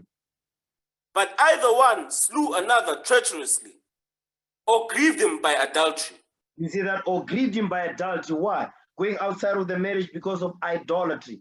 Why? Because the black woman thinks, I'm equal to the man. I'm not going to listen to what he says. Even though you come with the scriptures as it is written, she's saying to hell with that. Because Adam came with the laws, came with the commandments, came with the order directly from the Most High God. She rejected that and gave place to the devil. You understand? Verse 26, come on. Verse 26, Mm-hmm. Disquieting of good men. You see that? Disquieting of good men, go ahead. Forgetfulness of good turns. Forgetfulness of good turns. Instead of keeping the laws of God, they went outside of that. Read. Defiling of souls. Mm-hmm. Changing of kind. Changing of kind. That's why you see today, they say men can be women, women can be men. There's surgeries now. You understand? Go ahead. Disorder in marriages. That's it right there. Disorder in marriages. Read that part again. It says what? Disorder in marriages. Disorder in marriages. That's the effect of idolatry. Disorder in marriages. Because Adam and Eve's marriage was in disorder, was not in order anymore. Why? Because now Eve was now teaching the man. Eve was now teaching Adam. The roles were reversed in the house because she listened to the serpent and brought that garbage back into the house. Disorder in marriages. That's what she did because of idolatry. Read. Adultery. Adultery. Come on. And shameless uncleanness. And shameless uncleanness. Because of what? Idolatry. Go back to Genesis 3, verse 6. One more again. Book of Genesis, chapter 3, verse 6. Mm-hmm. And when the woman saw that the tree was good for food. Come on. and that it was pleasant to the eyes, and a tree to be desired to make one wise. She took of the fruit thereof, and did eat, and gave also unto her husband with her, and he did eat.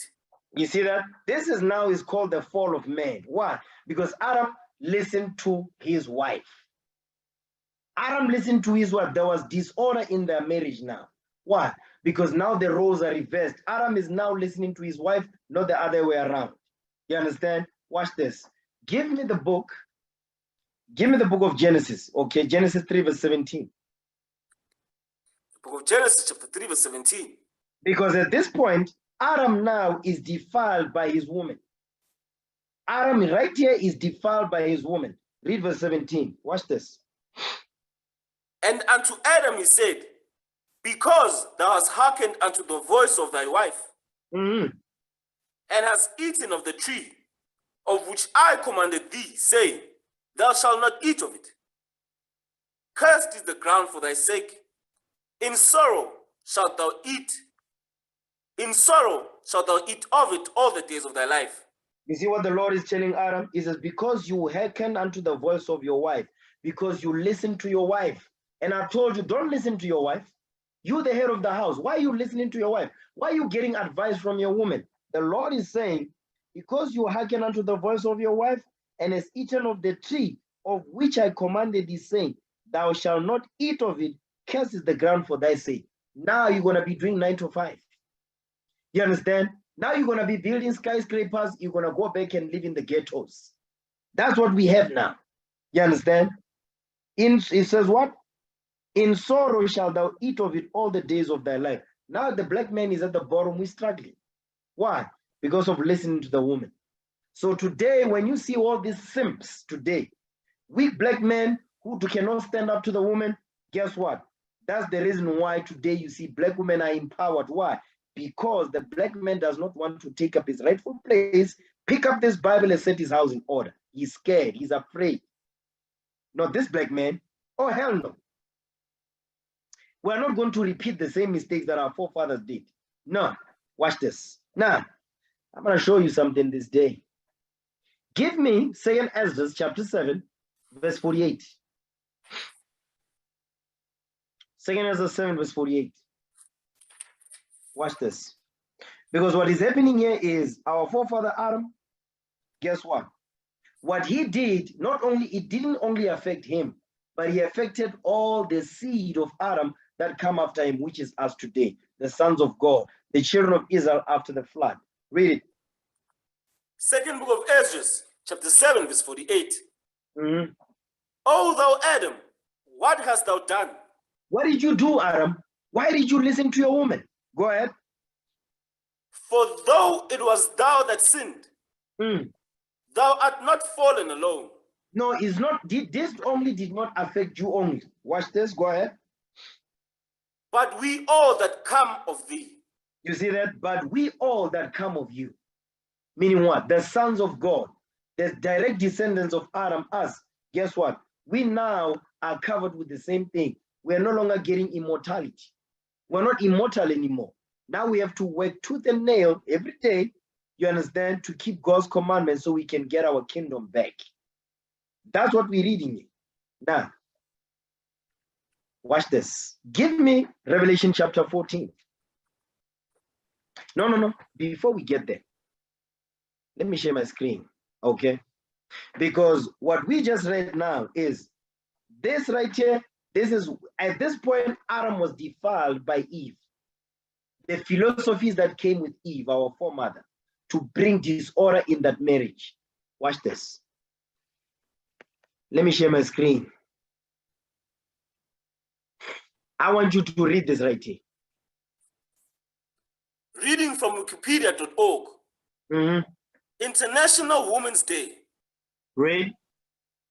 International Women's Day is a global holiday celebrated annually on March 8th to commemorate the cultural, political, and socio-economic achievements of women. So now, Women's Day that we have in South Africa in August and all that, guess what? This is the umbrella of it. This International Women's Day, guess what? The Women's Day here in Mzansi on the 9th of August, they get it from here. Go ahead. It is also a focal point in the women's rights movement. You see that in the women's rights movement, come on. Bringing attention to issues such as gender equality. Stop right there. You see what Women's Day is about? Gender equality. Where did we just read that? Genesis 3 verse 6. Genesis 3 verse 5. You shall be as gods, knowing good and evil. You can be equal or above the man. That's what we're reading here. There's no such thing as gender equality in the Bible. The men and the women are not equal. The man is the head. The woman submits to the man. There's no gender equality in the Bible. But that's what Women's Day is about. Women's Month. You see that thing? Women's liberation movement and all that. It's all about what? Wanting the men and the women to be equal. It's impossible. It's not realistic. You understand? Read that part again. Bringing attention to what? Bringing attention to issues such as gender equality, reproductive rights. That goes into abortion. Yeah, that goes into abortion, by the way. Go ahead. And violence and abuse against women. Now, watch this. Let's go to the reproductive. You know what? Let me start with gender equality. Read that. Gender equality. Hold on. Women's Day, women's rights and all that is got the subcategories is what? Gender equality, reproductive rights and so forth. So let's see what this is. Gender equality. Read that. Gender equality, also known as sexual equality. Stop right there. You see that thing? Gender equality is also known as what? Sexual equality. There is no such thing in the Bible. This is all the serpents doing from the time of Genesis. Guess what? It's still going on today, 2022. They are still pushing the same garbage. Go ahead. Or equality of the sexes. There's no such thing as equality of the sexes. There is no such thing, but go ahead. Is the state of equal ease of access to resources and opportunities regardless of gender. That also is not possible. It's not realistic. The world that we live in was built by us. And the rights that the women have today was granted to them by us. You understand? The skyscrapers, the bridges, you understand? These tall buildings, all these machinery that you see today, whether industrial, engineering and all, medical and all, it was all built by men. You understand? So they live in a world that is created by men because it is a man's world. Understand that? I'm not being misogynist. No. I'm being biblical.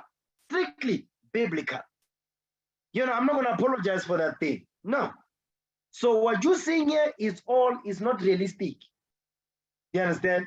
All this feminist movement and all that, they were given their rights, they were given by men.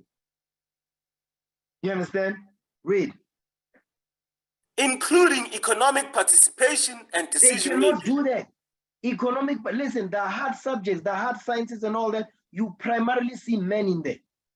You understand? Read. And the state of valuing different behaviors. The state of valuing different behavior. Go ahead. Aspirations and needs equally regardless of gender. That thing is not realistic. This feminism thing is a figment of their imagination. You understand? Go ahead. Gender equality is the goal. While gender neutrality and gender equity are practices and ways of thinking that help in achieving the goal. You see that thing? Is as gender neutrality and gender equity. The gender neutrality, now they are going into, no, gender is a social construct. I can think they, him, him, what, they, what they. There is not a she, it's an it now. They say gender is a social construct. Listen, give me the book of Mark real quick. This kingdom gotta go. This kingdom that's ruling over us, this kingdom got to go here. This kingdom must fall here, definitely. This kingdom must fall, brothers. We must keep these laws for this kingdom to fall to the ground. It's got to go. This is crazy. Give me Mark 10, read verse 6. Book of Mark, chapter 10, verse 6. Go ahead. But from the beginning of creation, God made them male and female. You see that? God made them male, and from the beginning of creation, we just read it in Genesis. God made them male and female. So there's no such thing as gender equality, gender neutrality, gender equity. There's no such thing. All of this is just what this is fairy tales here. You understand? Read again. Gender equality is what? Gender equality is the goal, while gender neutrality and gender equity are practices and ways of thinking that help in achieving the goal. You see that thing? So it's all imaginations of men. It's not reality. It's not what God has set out. You understand? Read. Gender parity, which is used to measure gender balance in a given situation. There's no such thing. There's no gender balance. Read. Can aid in achieving gender equality, but is not the goal in and of itself. You see that thing? They're just confusing you. They are telling you, listen, we want men and women to be equal, which is not biblical. Read. Gender equality is more than just equal representation. Go ahead. It is strongly tied to women's rights. You see that thing? Worshipping the woman. Gender equality is strongly tied to women's rights, meaning what? Worshipping the woman. Being equal or above the man. That's what the whole thing is about. This whole thing is about being equal or above the man, and more so above the man. That's what they are pushing. Read.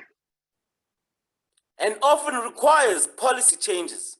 As of 2017, the global movement for gender equality has not incorporated the preposition of gender besides women and men, or gender identities outside of the gender binary. You see that? Is it the proposition of genders besides women and men? Gender identities, because now they are questioning that. Or no, male and female, that's a social construct. Gender binary. You see that? So now they are bringing all manner of confusion into this. Guess what? This goes all the way back to Genesis, the 3rd chapter. Understand that? What the white man has been doing back then, he's doing it today still. He has not stopped. The devil that he is. You understand? And guess who's been weaponized against the black man? The black woman, of course. And the children that the black woman gives birth to, and she's all by herself because there's no hedge. So her mindset, the way she thinks, it's all spoiled because there's no hedge over her. The hedge that would bring the scriptures to her. There's no such. So when we bring the scriptures, they say we are misogynists. Listen, I'm going to deal with that nonsense. Now, they say reproductive rights. Let's read that now. Reproductive rights. Reproductive rights are legal rights and freedoms relating to reproduction and reproductive health that vary amongst countries around the world. Go ahead. The World Health Organization defines reproductive rights as follows. Come on. Reproductive rights rest on the recognition of the basic right of all couples and individuals to decide freely and responsibly the number, spacing, and timing of their children, and to have the information and means to do so. This thing is called Planned Parenthood. That's what it's called. Planned Parenthood. Guess what? This is just code word to say, we want to kill your babies. That's all they are saying. And when it says couples and individuals to decide freely, the couples, that's this right here is a smoke screen. Individuals, they are making reference to the black woman deciding on my body, my choice. They're not talking about couples there. Because in the couples, the main person that makes the decision whether they want to have a child or not is the woman. The man has no say. Understand that? Okay, go ahead. And the right to attain the highest standard of sexual and reproductive health. You see that? And the right to attain the highest standard of sexual and reproductive health. What does this mean? The right to kill my baby when I want. Even when I'm married, because that's what we was reading. When we're reading abortion in South Africa, where they say that, listen, if you're married, the wife can say while she's 5 months, 6 months pregnancy, she can just not tell you, go to the clinic, kill the baby, come back. She don't have to tell you nothing. That's what this is about. This is the feminist movement, brothers. You understand? Go ahead. They also include the right of all to make decisions concerning reproduction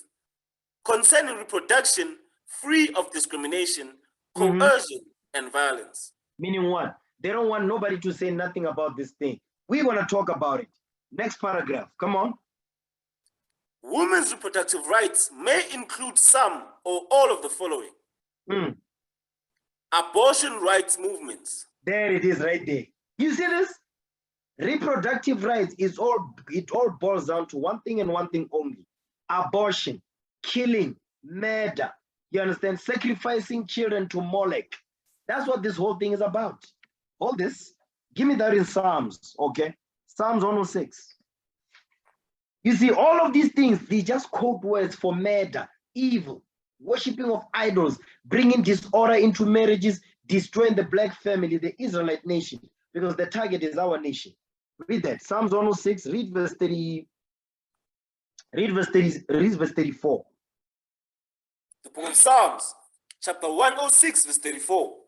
Go ahead.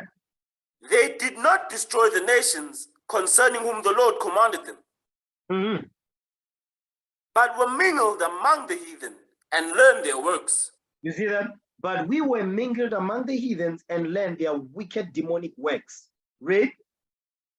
And they served their idols. You see that? They serve their idols, idolatry. You see what? When we mix ourselves with these heathens, the Lord says, what the thing that gets introduced is idolatry. Okay? Read. Which were a snare unto them. Now it's a trap to our nation. That's why now our nation is destroyed from within, because they are using the black woman against us. And black men now, they're becoming gay. They are pushing this gay agenda also. They are destroying the nation from within. Because now you've got black men that are feminists. You cannot make this up. Read. Yea, they sacrifice their sons and their daughters unto devils. You see that thing? That's what this reproductive right is about. Reproductive rights is about what? Sacrificing sons and daughters through abortion to devils, Molech. You understand? Read that in Leviticus 18.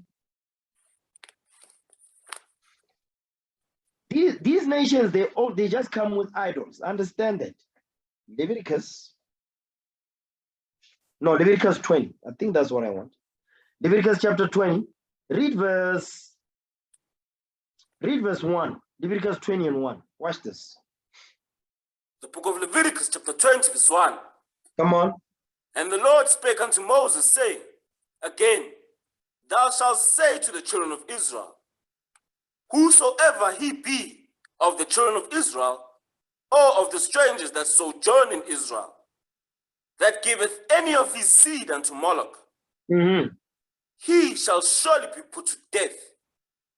The people of the land shall stone him with stones. So this was the judgment for abortion, because abortion is murder. But now Esau has come up with new terms and saying, no, it's abortion, it's not murder. Let's call it abortion. No. We're not going to call it abortion no more. We're going to call it reproductive rights. You see that thing? Read.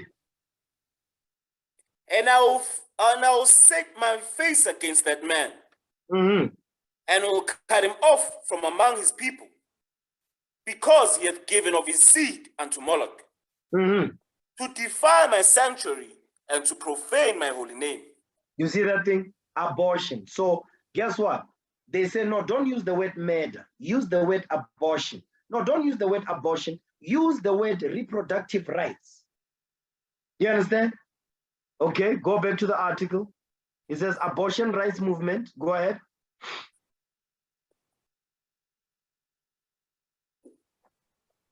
Read that. Oh, excuse me, sir. Abortion rights movements. Birth control. You see that? Birth control. You know what it means when it says birth control? It means have sex and more sex. And guess what? You can just get the morning after pill. That's what they're talking about, birth control. But today, our sisters, they are using abortion as a form of birth control. That's what's going on today in the black community. You understand? Churches every corner, they don't teach the scriptures. They don't teach against that. They don't use the scriptures to clean up the community. They just turn a blind eye. You understand? Playing the three monkeys. Read that part again. He says what? Birth control. Birth control, read. Morning after pill, condoms and all that. Read. Freedom from coerced sterilization. You see that? Sterilization. You understand? Sterilize your womb so that you can have no more babies. That means you can have as much sex as you want. You can be stretched out and all that, but cause what? You're not gonna fall pregnant. And they're only pushing this in our nation. Read. And contraception. And you have black women pushing this in the minds of young girls in the community. Yeah, listen, they make me sick. You understand? We have a job to do, brothers. We are at war. Read. The right to access good quality reproductive health care. That means going to these slaughterhouses they call abortion clinics to kill our sons and daughters. Read. And the right to education and access in order to make free and informed reproductive choices. That's talking about our teenagers now, our young girls. Because guess what? These black women, Barumana Giri activists, they go to the schools, the high schools and primary schools to teach young girls about condoms, how to practice safe sex. Give me that in Isaiah 32 verse 9. Because listen, man. Isaiah chapter 32. Here's what the Lord said about this thing. Isaiah chapter 32 verse 9. Because they are the main ones, especially these sisters, our lovely sisters. They go to these high schools and primary schools to push practice safe sex. They've been showing young girls how to use a condom.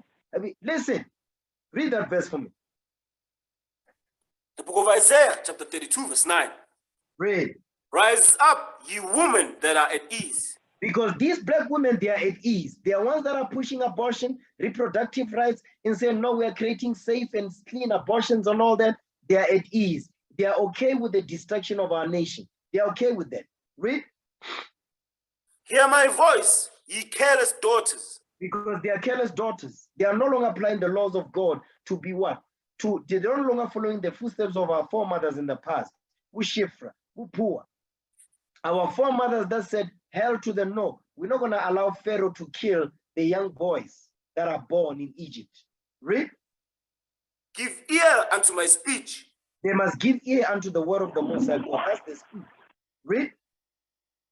Many days and years shall ye be troubled. Because right now, when you look at the black community, especially our sisters, they are troubled, of course. Read. Ye careless women. Because they are careless women, the Lord is saying. Ye careless women. Read. For the vintage shall fail. The gatherings shall not come. Come on, verse 11, read. Tremble, ye women that are at ease. You see, the Lord is telling them again, tremble, ye women that are at ease. Read. Be troubled, ye careless ones. They are careless. Read. Strip you and make you bare. And gird sackcloth upon your loins. The Lord is telling them, listen, get your act together. Get it together. You cannot continue to allow your nation to be what? To be destroyed like this. As we are waking up, going to the street corners to wake up, to cry aloud, to bring the nation in, guess who's the main enemy when it comes to this gospel? Black women who hate what God has to say. Black women who don't like to be told what to do. But they are okay with the destruction of the nation. I'm getting on the sisters this day. Understand that. Okay. Now, let's read that. Reproductive what? Rights may also include, read that. Reproductive rights may also include the right to receive education about sexually transmitted infections and other aspects of sexuality. It goes back to abortion, birth control, and contraceptives and sterilization. Read. Right to menstrual health. Hold on. Right to menstrual health. The menstruation, they happen every month as a reminder because they don't want to listen to or submit to the black man. Read. And protection from practices such as female genital mutilation. Okay, we don't advocate for that. Okay, now Let's see.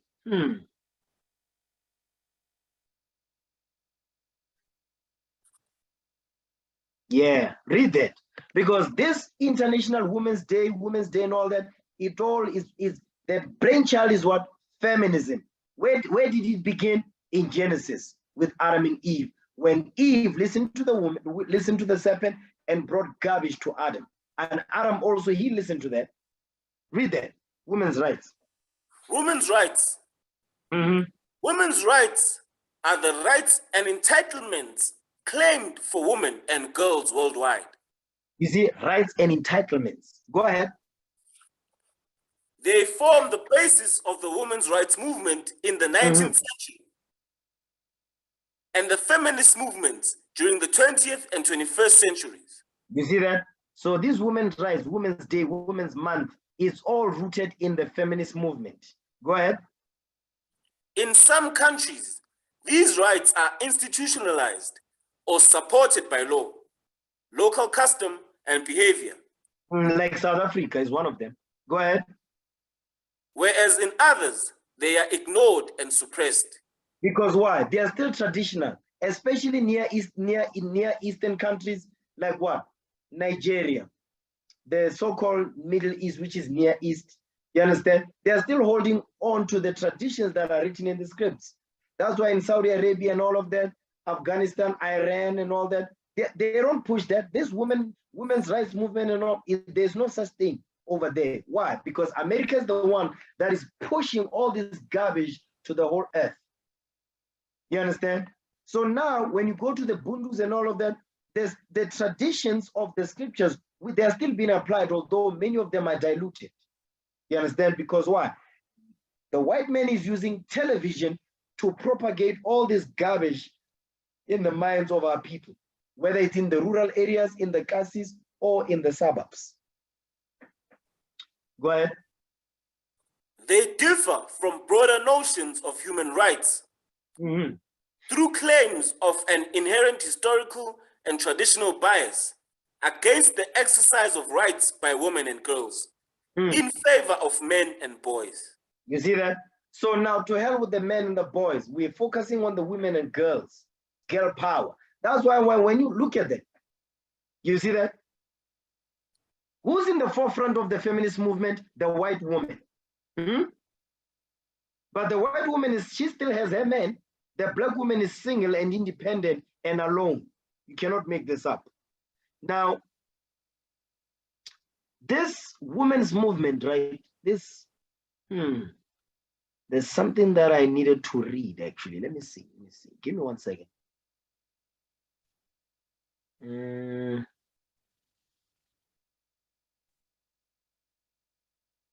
Oh, yes. I want you to read that because this is also part of what women's movement, women's rights and all that. Read that. Violence against women. Violence against women, also known as gender-based violence, and sexual and gender-based violence, are violent. Now, hold on. I want you to stop right there. You see, the way we don't advocate violence against our sisters. We don't advocate for that because it's against God's laws. Hold that. Give me Proverbs 6, verse 12. Okay, let me just shut that down because we don't support that. We don't support violence against our sisters. We don't support that nonsense. Okay, read that. Proverbs 6, verse 12. The book of Proverbs, chapter 6, verse 12. Go ahead. A naughty person, a wicked man, walketh with a froward mouth. Walketh with a froward mouth. Their speech is not seasoned with salt. Go ahead. He winketh with his eyes. He speaketh with his feet. He does what? He speaketh with his feet. He speaketh with his feet, meaning what? He teaches with his feet. He will kick you around and all that. Go ahead. He teacheth with his fingers. He teacheth with his fingers. He punch you upside the head. Go ahead. Frowardness is in his heart. He deviseth mischief continually. Go ahead. He soweth discord. He soweth discord. So guess what? We don't support violence against our sisters. But let's read that again now. Violence against women. Violence against women, also known as gender-based violence, Go ahead. and sexual and gender-based violence. Now, what you want to notice is that they say violence against women. Now it says violence against women, also known as gender-based violence. So you see that part right there when it says gender-based violence? Now it's broad. That will include homosexuals, lesbians, and gays in here because gender-based violence. So it moved from, so the feminist movement actually, guess what? The feminist movement is basically the mother of what? The LGBT. Because the LGBT is the next wave of the feminist movement. Understand that? The LGBTQI, whatever, all these pronouns and all that is the next wave of the feminist movement. The feminist movement started with white women who needed numbers. They recruited black women. And as it evolved over the years beyond the 60s, guess what? The LGBT community became the next wave of the feminist movement. That's why here says gender-based violence is no longer violence against women. Go ahead. Are violent acts primarily or exclusively committed against women or girls? Go ahead. Such violence is often considered to form hate crime. Go ahead. Committed against women or girls specifically because they are female and can take many forms. Let's keep reading. Watch this. Go ahead. VAW has a very long history. Though the incidence and intensity of such violence have varied over time, and even today vary between societies. Go ahead. Such violence is often seen as a mechanism for the subjugation of women. You see that? So it says such violence is often seen as a mechanism for subjugation of women. Okay, go ahead, watch this. Whether in society in general or in an interpersonal relationship. So Mujol, keep going, watch this. Such violence may arise from a sense of entitlement. Stop right there.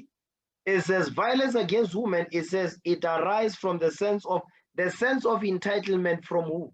The man. Let's go back. There's something we read, right?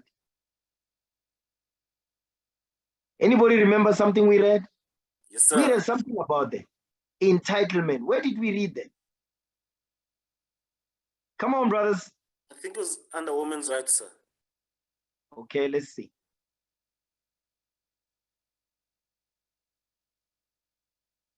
First sentence, sir. Okay, read it. Yeah, that's it right there. Read that thing for me. Women's rights. Women's rights are the rights and entitlements claimed for women and girls worldwide. You cannot listen, the hypocrisy. Listen, give me that in Isaiah 32. You see, the hypocrisy is uncanny. You cannot make it up. Watch this. Isaiah chapter 32, read verse 7 now. Watch this.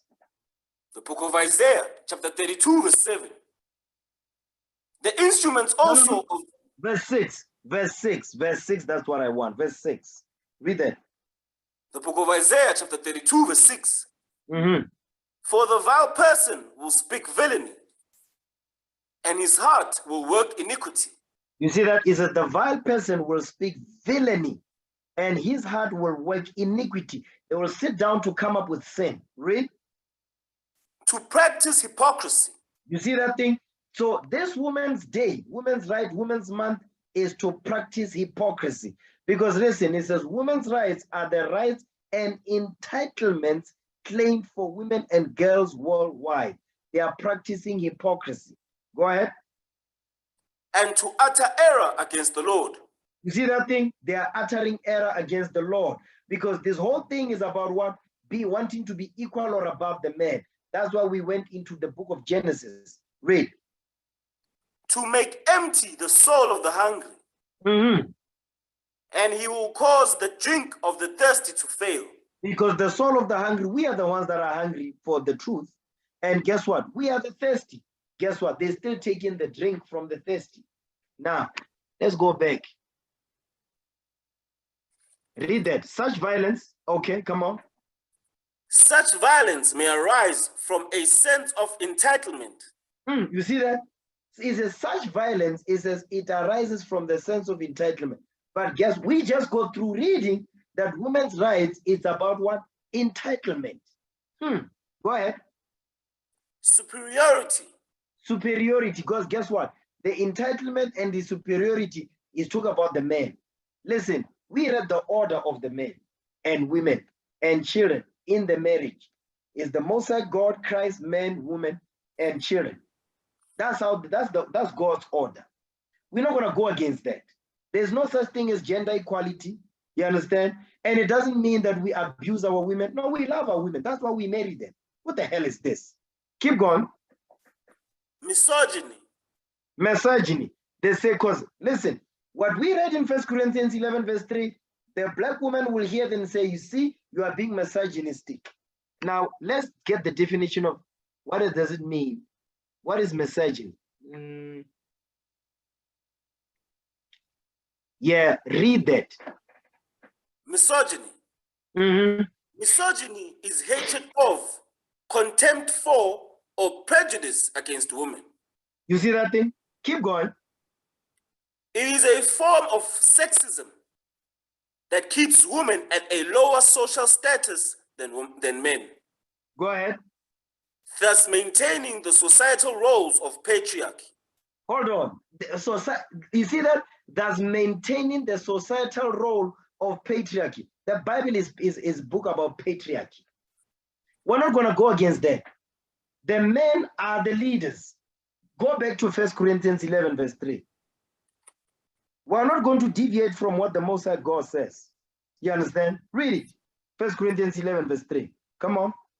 First book of Corinthians, chapter 11, verse 3. But I would have you know that the head of every man is Christ. You see that? The head of the Christ, the head of the black man is Jesus the Christ. Read. And the head of the woman is the man. The head of the Israelite woman is the man. Read. And the head of Christ is God. You see that thing? This is God's divine order. So guess what? Hear what we just read. Read it again. It says what? That's maintaining the what? That's maintaining the societal roles of patriarchy. That's maintaining the societal role of patriarchy. Listen, the whole earth is based on patriarchy. The Most High God is a man. Exodus 15, verse 3. The Most High God is not a woman. God is a man. This is a man's world. We're not going to deviate from that.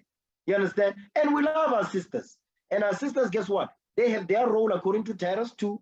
And men, we have our role according to Titus 2. Everybody has their role. But guess what?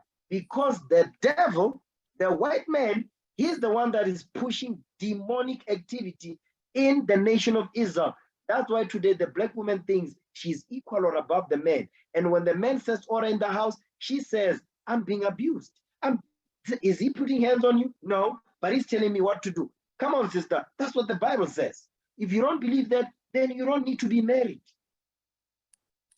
You understand? Now read that, Exodus 15, verse 3. The book of Exodus, chapter 15, verse 3. Go ahead. The Lord is a man of war. The Lord is a what? The Lord is a man of war. The Lord is a man of war. The Lord is a man. The Most High God is not a woman. He is a man. Patriarchy. Understand that. Guess what? And guess what? Every nation, in every nation, the Chinese, the Japanese, white people, the East Indians and all of that, guess what? Who's in the front? The men. But in our nation, when we set things in order according to the Most High God, according to our book, they say, no, you are being misogynistic. You hate women. You are sexist. All these trigger words for what? For the black man not to stand up. We're not going to listen to the white man no more. We're going to listen to our Father which is in heaven. To hell with the white man. The hell is this? Man, these things makes me sick. We're going to keep God's commandments, brothers. Sisters, we will keep God's laws because guess what? We need to build our nation back up. We're not going to move to the left or to the right on this one. Hell no. Now, I want to deal with something else now because the same misogyny, right? Here's the word that you will never hear. Now read that. This is the opposite of misogyny because You're not gonna hear this in the media. They're always but they say, no, you're a misogynist and all that.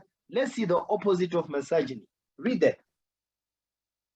Misandry. Misandry. So black women, the women that say, they hate men and all that, they say no, they want a matriarchy. Guess what? They are misandrists. Yeah, they are misandrists. Because when you say no, the man is the leader, they say no, you are misogynist. You are a misandrist because you don't want the men to lead. We want to lead side by side. There's no such thing. That's not biblical. We're gonna do what the Most High God says. We're not gonna listen to the white man. Them days are over. Okay, read that. Misandry, noun, dislike of, contempt for, or ingrained prejudice against men. You see that? Dislike of, contempt for, or ingrained prejudice against men. The male sex. That's why they says sexist.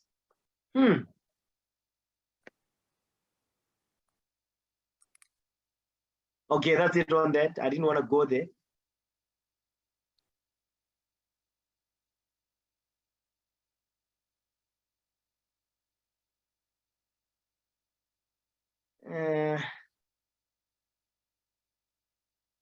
Okay, let me see.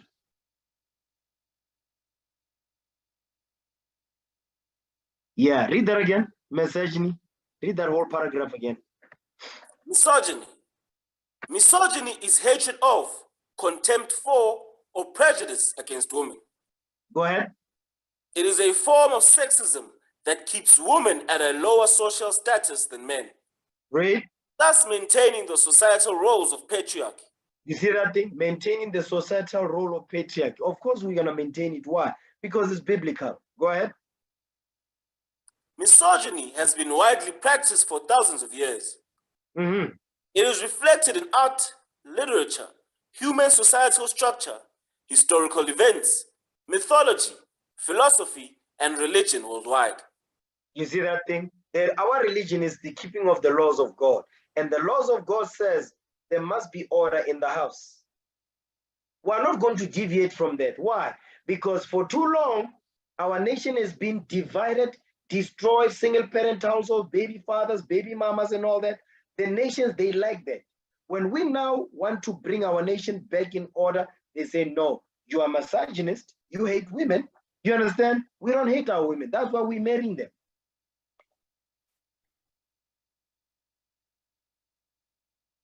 Okay, now, let me see.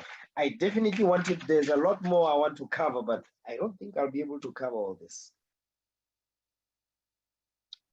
So let me see if I want to continue here, because I've got maybe about 2 or 3 more hours of class.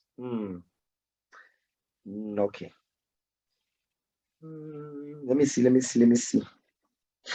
Okay, I'll do part 2 of this. There's a lot more stuff I want to touch on. I will outro with this.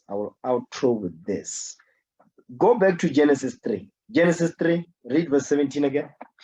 No, Genesis 3, verse 6. Genesis 3 and verse 6.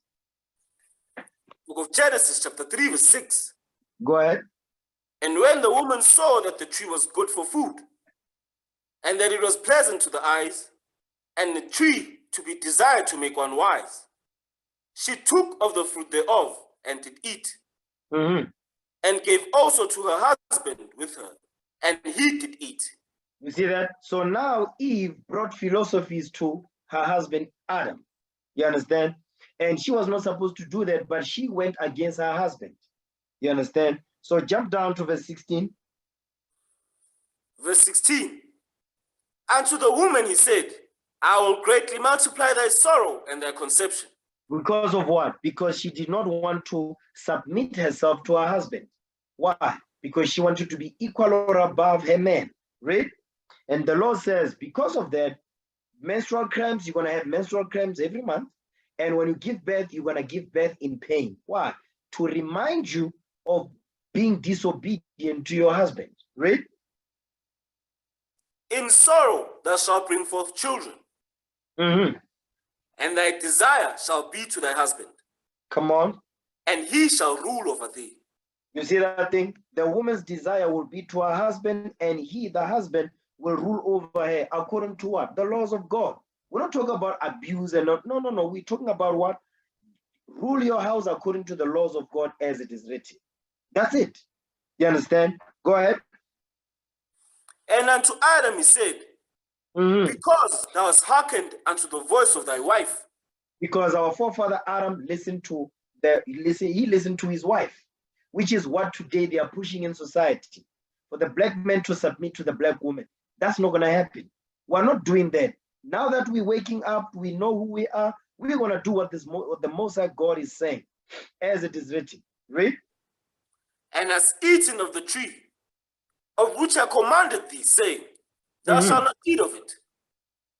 Cursed is the ground for thy sake. Go ahead. In sorrow shalt thou eat of it all the days of thy life. So now what you're seeing here is our forefather Adam, he listened to his wife when he wasn't supposed to. He reports to the Most High. But now he now, because of what has happened in the marriage, the disorder that was brought into the marriage because of idolatry by the woman, now Adam is reporting to the woman. You see this? That's out of order. That's why it's a disorder in marriages. Watch this. Give me that in 2nd Ezra. Go back to 2nd Ezra 7, verse 48. Read that again. Second book of Ezra, chapter 7, verse 48. Read. O thou Adam, what hast thou done? For though it was thou that sinned, thou art not fallen alone,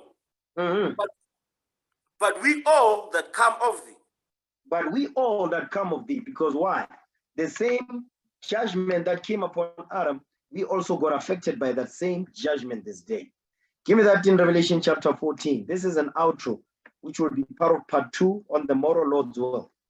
Revelation chapter 14, read verse 4. Watch this. The book of Revelations, chapter 14, verse 4. You know what? Hold that. Give me Romans 15, verse 4. Then we're going to go to Revelation 14, verse 4. The book of Romans, chapter 15, verse 4. Go ahead. For whatsoever things were written aforetime were written for our learning, that we, through patience and comfort of the scriptures, might have hope. You see that thing? So the things that happened aforetime, they are written for us to learn. We must not repeat the same mistakes our forefathers did in the past. That's what the Apostle Paul is reminding us of. That's why throughout the letters of Paul, he keeps bringing up Adam and Eve. Why?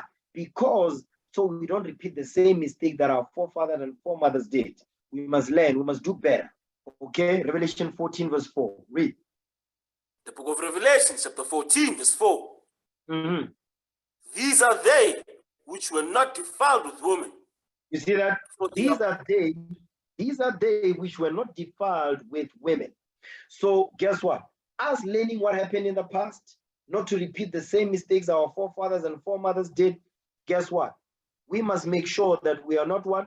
We are not going to be defiled by women. What does that mean? Because women, they are the ones primarily that bring philosophies into the marriage. You understand? That bring philosophies to the man. So just like what our foremother Eve did in the past, guess what? But the Lord is saying, these ones right here, these men, the 144, they are not going to be defiled by a woman. Why? Go ahead.